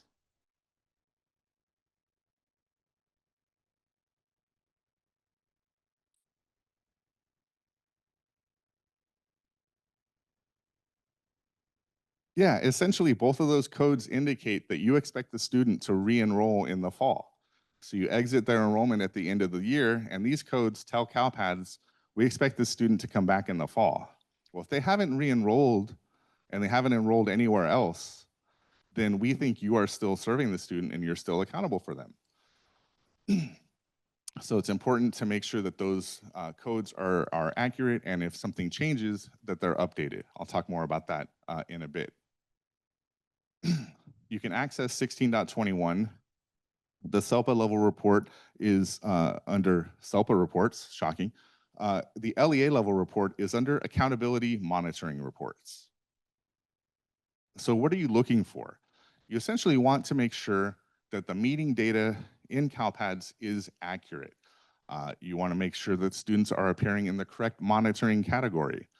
Is data missing from CalPads? Is the data in CalPads incorrect? Was a meeting that was a plan review and a reevaluation only marked as a plan review? And that's how it's reporting in CalPads. Is the data in CalPads consistent with what you see in your special education data system? And are all the students that are in the overdue categories truly students for whom a meeting has not yet been held? So you want to look for your overdue meetings, and then you want to look in your special education data system for meet records that might be missing from CalPads. Maybe it's a transaction that did not post completely. Maybe it's a meeting that was held but not affirmed. Those are some of the elements that you need to look for to make sure the records align between the two systems. In SACE, for example, when you're posting transactions, you can't really 100% guarantee that that transaction posted, even if it says accepted by CalPads, meet accepted, plan accepted, serve accepted, status accepted. That just means that the record passed internal SACE validations based on the CalPads validations. It doesn't mean that CalPads sent information back saying, yes, we got the record, you're good to go. That's not how it works. So we can't just rely on what we see in SACE in the transactions page to determine whether or not a record actually exists in CalPADS. You have to investigate in the system. Are there exits that have not been reported? We talked about that student that had the exit request submitted like 10 months late. If they have exited special education and they're appearing in the overdue categories, make sure that status is updated to reflect that the student has exited special education. That enrollment codes, the enrollment exit reasons that we talked about, if you have students with E155 or E156 that have not returned, you need to do some investigation. Did they leave the state? Did they enroll in a private school? Those are some areas that you need to take a look at and update that exit code if appropriate. If you know they left the state, then have your SAS administrator correct that exit from last year. If you're not able to make a determination, you can update the status of the record or of the student to eligible and not enrolled. That way, the student will no longer be monitored for timelines and they won't appear on your 16.21 report any further. Is there a pending meeting record that needs to be created or has been created but has not yet been posted to CalPADS? When you have those overdue meetings, make sure there's a pending record with a valid delay code. And again, are there meeting records just not submitted to CalPADS? Was the meeting held and affirmed, but the transaction is just lingering? You can also look for meetings that were held late without delay codes. So you can look for the meetings that were held but were held late and see if there are delay codes that should have been populated.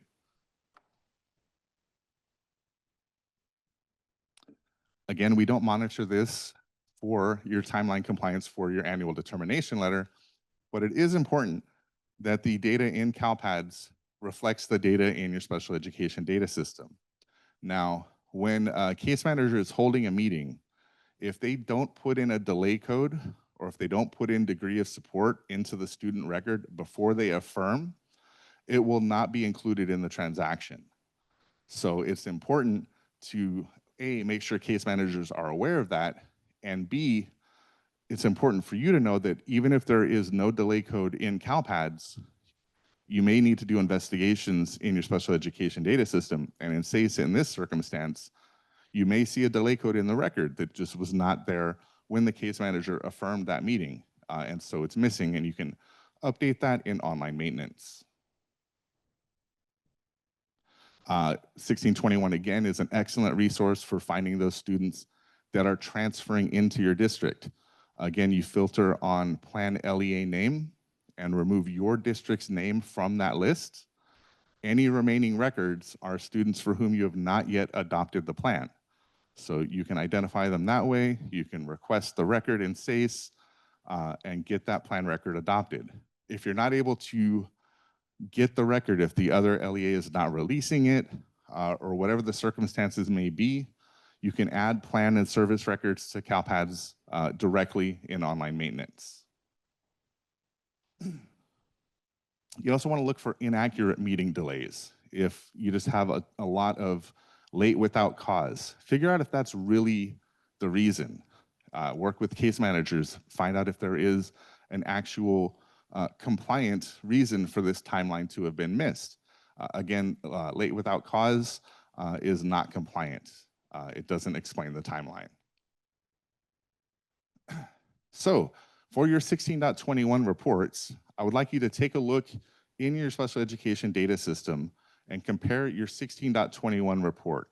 For your overdue students, are there any missing meetings in your special education data systems that have not been reported?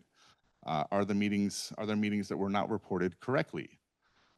Take a look. We'll spend 5 minutes on that. If you need any assistance, raise your hand. I can come around. And then after that, we'll discuss.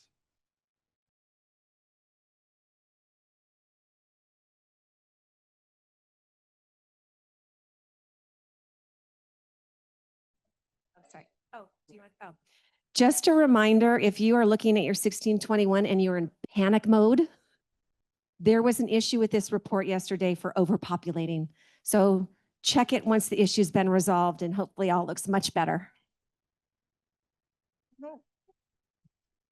Apologies that I was not aware of that. Just go ahead and give everybody a free panic attack this morning. Get the blood pumping, get everybody sweating like I'm sweating, okay? But okay, so I was gonna ask you to compare your 16.21 to what do you see in your special education data system. We move, it'll be fixed and we'll be able to look at it again. Join us for the statewide roadshow on the 22nd. Holy moly. Okay, so non-1621 specific information.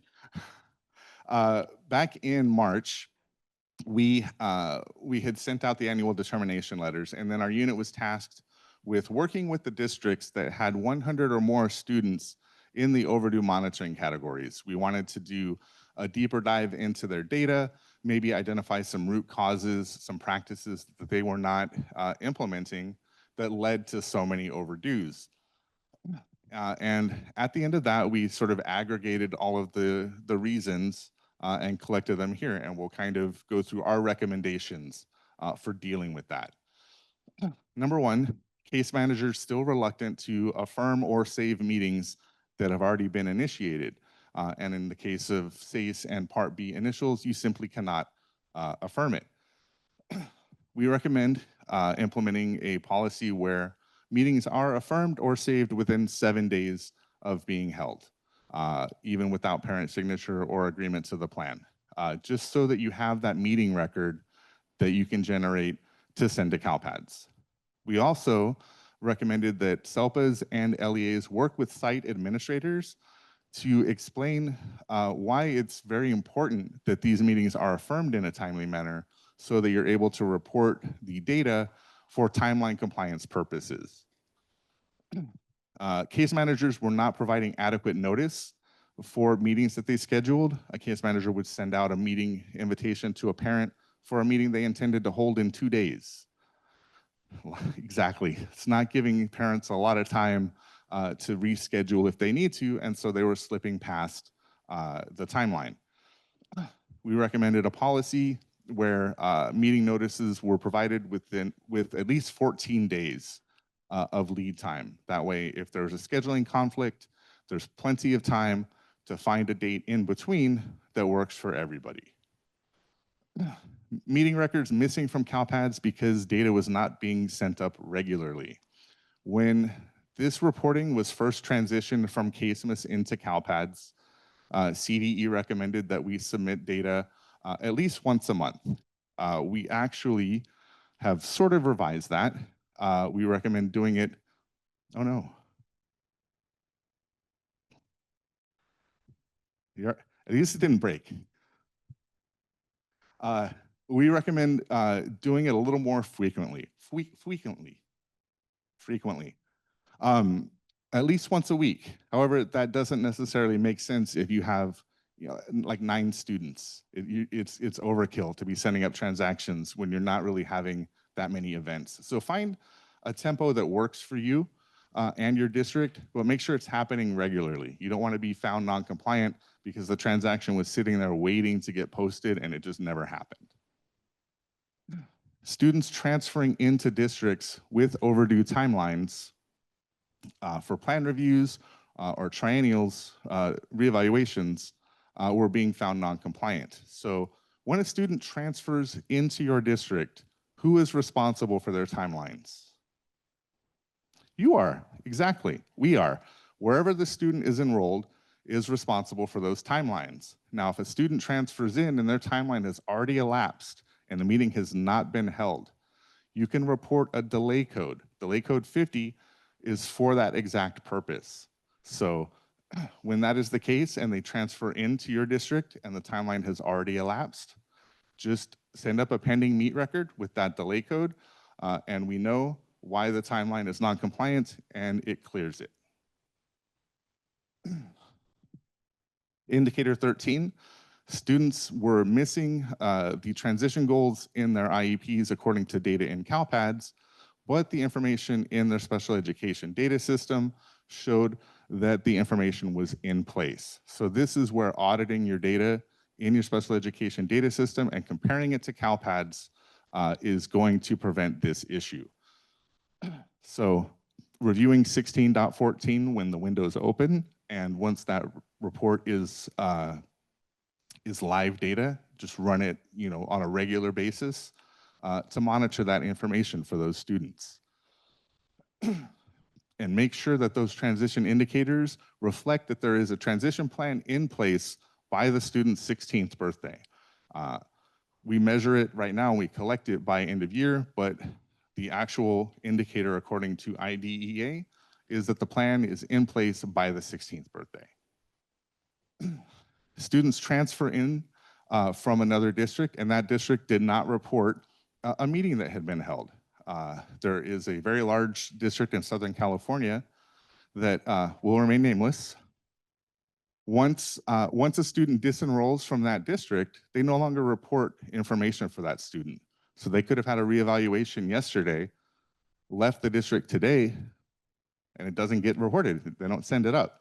So you may run into that issue. If that's the case, and you see that there's missing data because the previous district just didn't report the last meeting they held, go ahead and add that meeting record in online maintenance to reflect their meeting.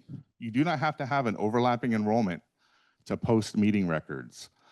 It's not fun to post data on behalf of another LEA when that was their responsibility, but it's also not fun to have timeline non-compliance issues. So we're picking our poison here a little bit. And it's kind of why meeting information was separated from plan information when they did the redesign 2 years ago, was so that you could report plans that were held independent of the meetings and vice versa. That way you can get the meeting record posted to keep the timelines compliant even when plans were still in the process of being worked out.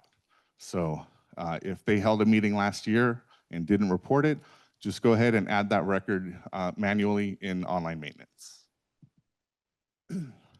Students transitioning from Part C at a regional center were not being assessed by that third birthday because of inconsistent communication from the regional center.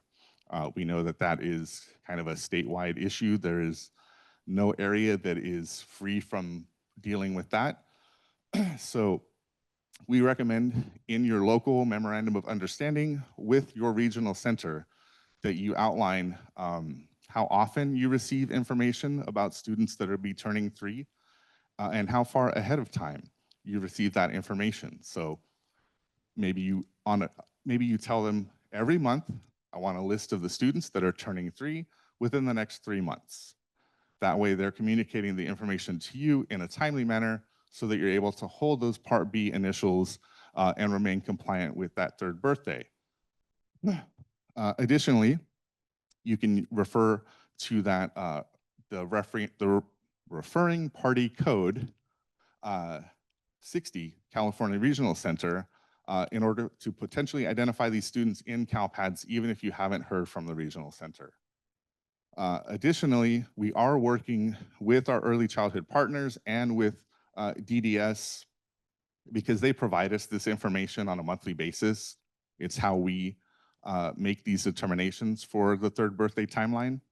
And so we are trying to find a way to share that information with districts. I know we talked about it in the spring. It's just something that hasn't made it to the forefront yet. But we are aware that that is an issue. For instance, if you have a student that lives in San Diego and was on an IFSP and they move to Santa Rosa, the San Diego Regional Center is not calling the county office in Santa Rosa to let them know. So that would just be another way to fall through that. That student would fall through the cracks for that Part B timeline. So if we are able to distribute this information to you on a more timely basis, that would also alleviate this issue. And we're still working on it.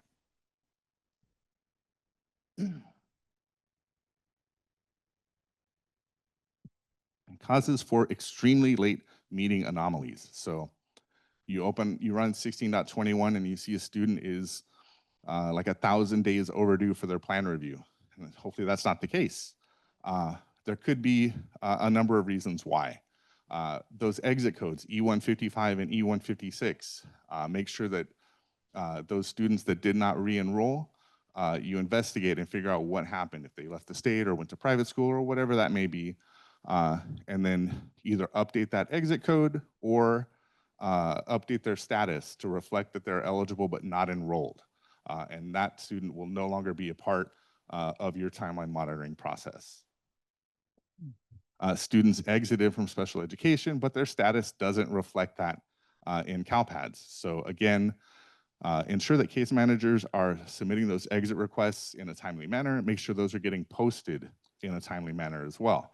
Make sure the statuses reflect accordingly in CALPADS based on whatever was determined either at that meeting or if the parent revoked consent, whatever the case may be. More recent meet records missing from CALPADS. This can be the situation where the meeting was affirmed, but the transaction just hasn't been posted yet. So in those cases, make sure those historical meeting records get posted and reflect in those reports so that the timelines are compliant. And everybody's favorite, reevaluation meetings not indicated as such on the meeting record. So yeah, so the case manager holds the plan review / reevaluation, but only indicates that it was a plan review. And all of a sudden you're looking at a student that has, is like 5 years overdue for a reeval, simply because a box wasn't checked. If you held the meeting and posted that meeting record, you can go back and edit it in online maintenance and just add that evaluation type code to reflect that it was a reevaluation. If you didn't post that meeting record, you can't edit it, but you can add one of your own. And it can be the same meeting date. You won't run into any errors with that like you would for a plan. And just on that meeting record, include the evaluation type code, and that will reflect that on that date, a plan review and a reevaluation were both held, and bring the timeline back into compliance. Report 16.24, this is your meetings student list. This is going to report all meeting records that were posted for meetings that were held within the academic year chosen up to the date. So that's why I asked you to run it for last academic year as of June 30th. That will give you all of the meetings that were posted last year. Question?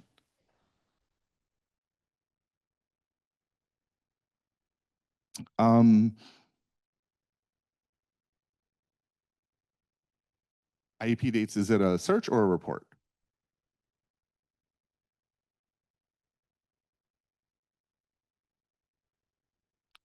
Excellent. And you can also, the search that they created, next meeting dates, I think, should also do something similar. I know it's not, I don't think it's going to be 100% accurate, because when you have like the current meeting, I don't know that it's going to show if it was, you won't be able to see when the last reevaluation was, for example, on that particular line item. So, but I trust Sherry if she's got the right reports. Again, I've been out of SACE for a couple of years, so I don't have the best answers all the time. This report is the only place where you can check that parental involvement code for all of your meeting types.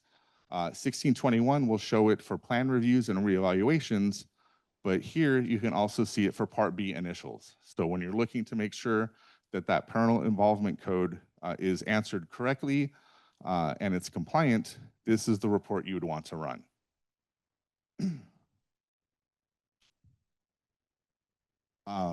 Was anybody able to generate this report for review? If not, I know we were panicking about 1621. So if we didn't get to it, that's fine. Just, when you have time on your own, generate 16.24, make sure all of those parent involvement codes are answered yes or no response, and do research. If that's not the case, look for missing meeting records, that sort of thing. And so we will not take 5 minutes. 1625, this is your Part B initial 60-day timeline report. Previously, in order to monitor the Part B initial timeline, you would use 16.24 and you would have to add a column and subtract some dates, yada, yada. This report will do that for you. It's going to tell you for the Part B initials where you have the pending meeting record, how many days are left until the timeline elapses or if it has elapsed. And for meetings that have been held, it will tell you if they were held within the timeline and any delay codes that were reported with it. So rather than fiddling with 1624, you have a separate report just for those Part B initials. I always say collaboration is critical. I repeat myself a lot, but monitoring these timelines does take collaboration between CALPADS administrators, special education data system administrators, just ensuring that they have the permissions to generate these reports,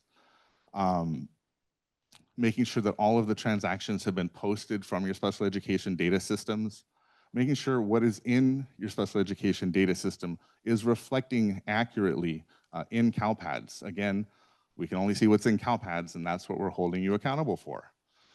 If it's not reflecting accurately, it's possible that the data just is not posted completely, like we talked about earlier. It may say meeting accepted by CALPADS, but that doesn't tell you for sure that that is the case. And then be sure to add those pending meeting records for those overdue timelines and include a valid delay code. Any questions about the monitoring reports, 16, 21, 24, or 25? All right. Why is it broken? I don't know. Resources and support. Those of you who have been to these before know this is the next to last slide, and I usually gloss right over it, but we have something new.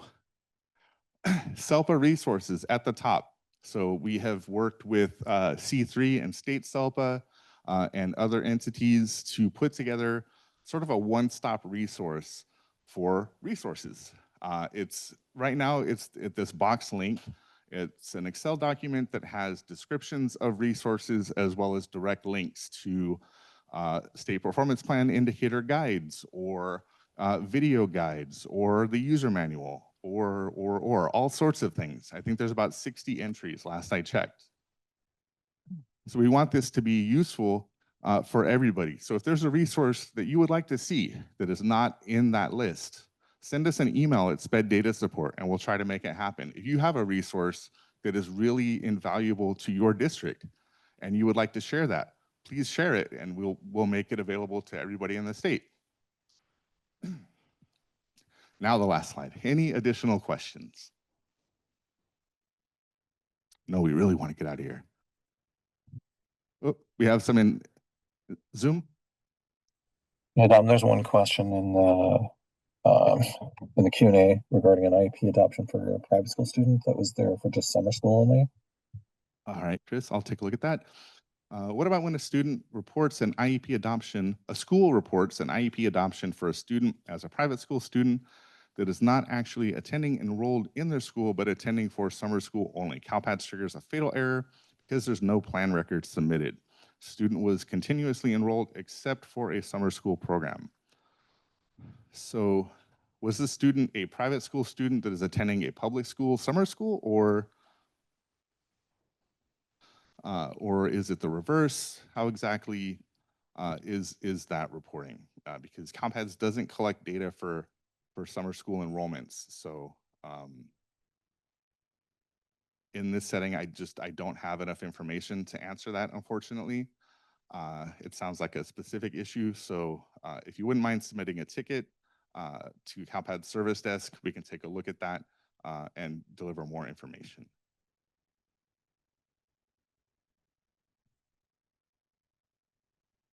Yep. Should we also attend the October 22nd? There will not be, this is going to be the same thing on October 22nd. It's just going to be statewide over Zoom. You're only going to see my head like I'm on Hollywood Squares or something, for those of us old enough to remember that. But having a larger pool of people in the audience means more questions, possibly questions you've not considered. So even if you've seen it, if you want to set aside another 2 or 3 hours on a Wednesday morning, that is an excellent use of your time, in my opinion. But you're not going to see, you're not guaranteed to see anything that you haven't seen in this presentation.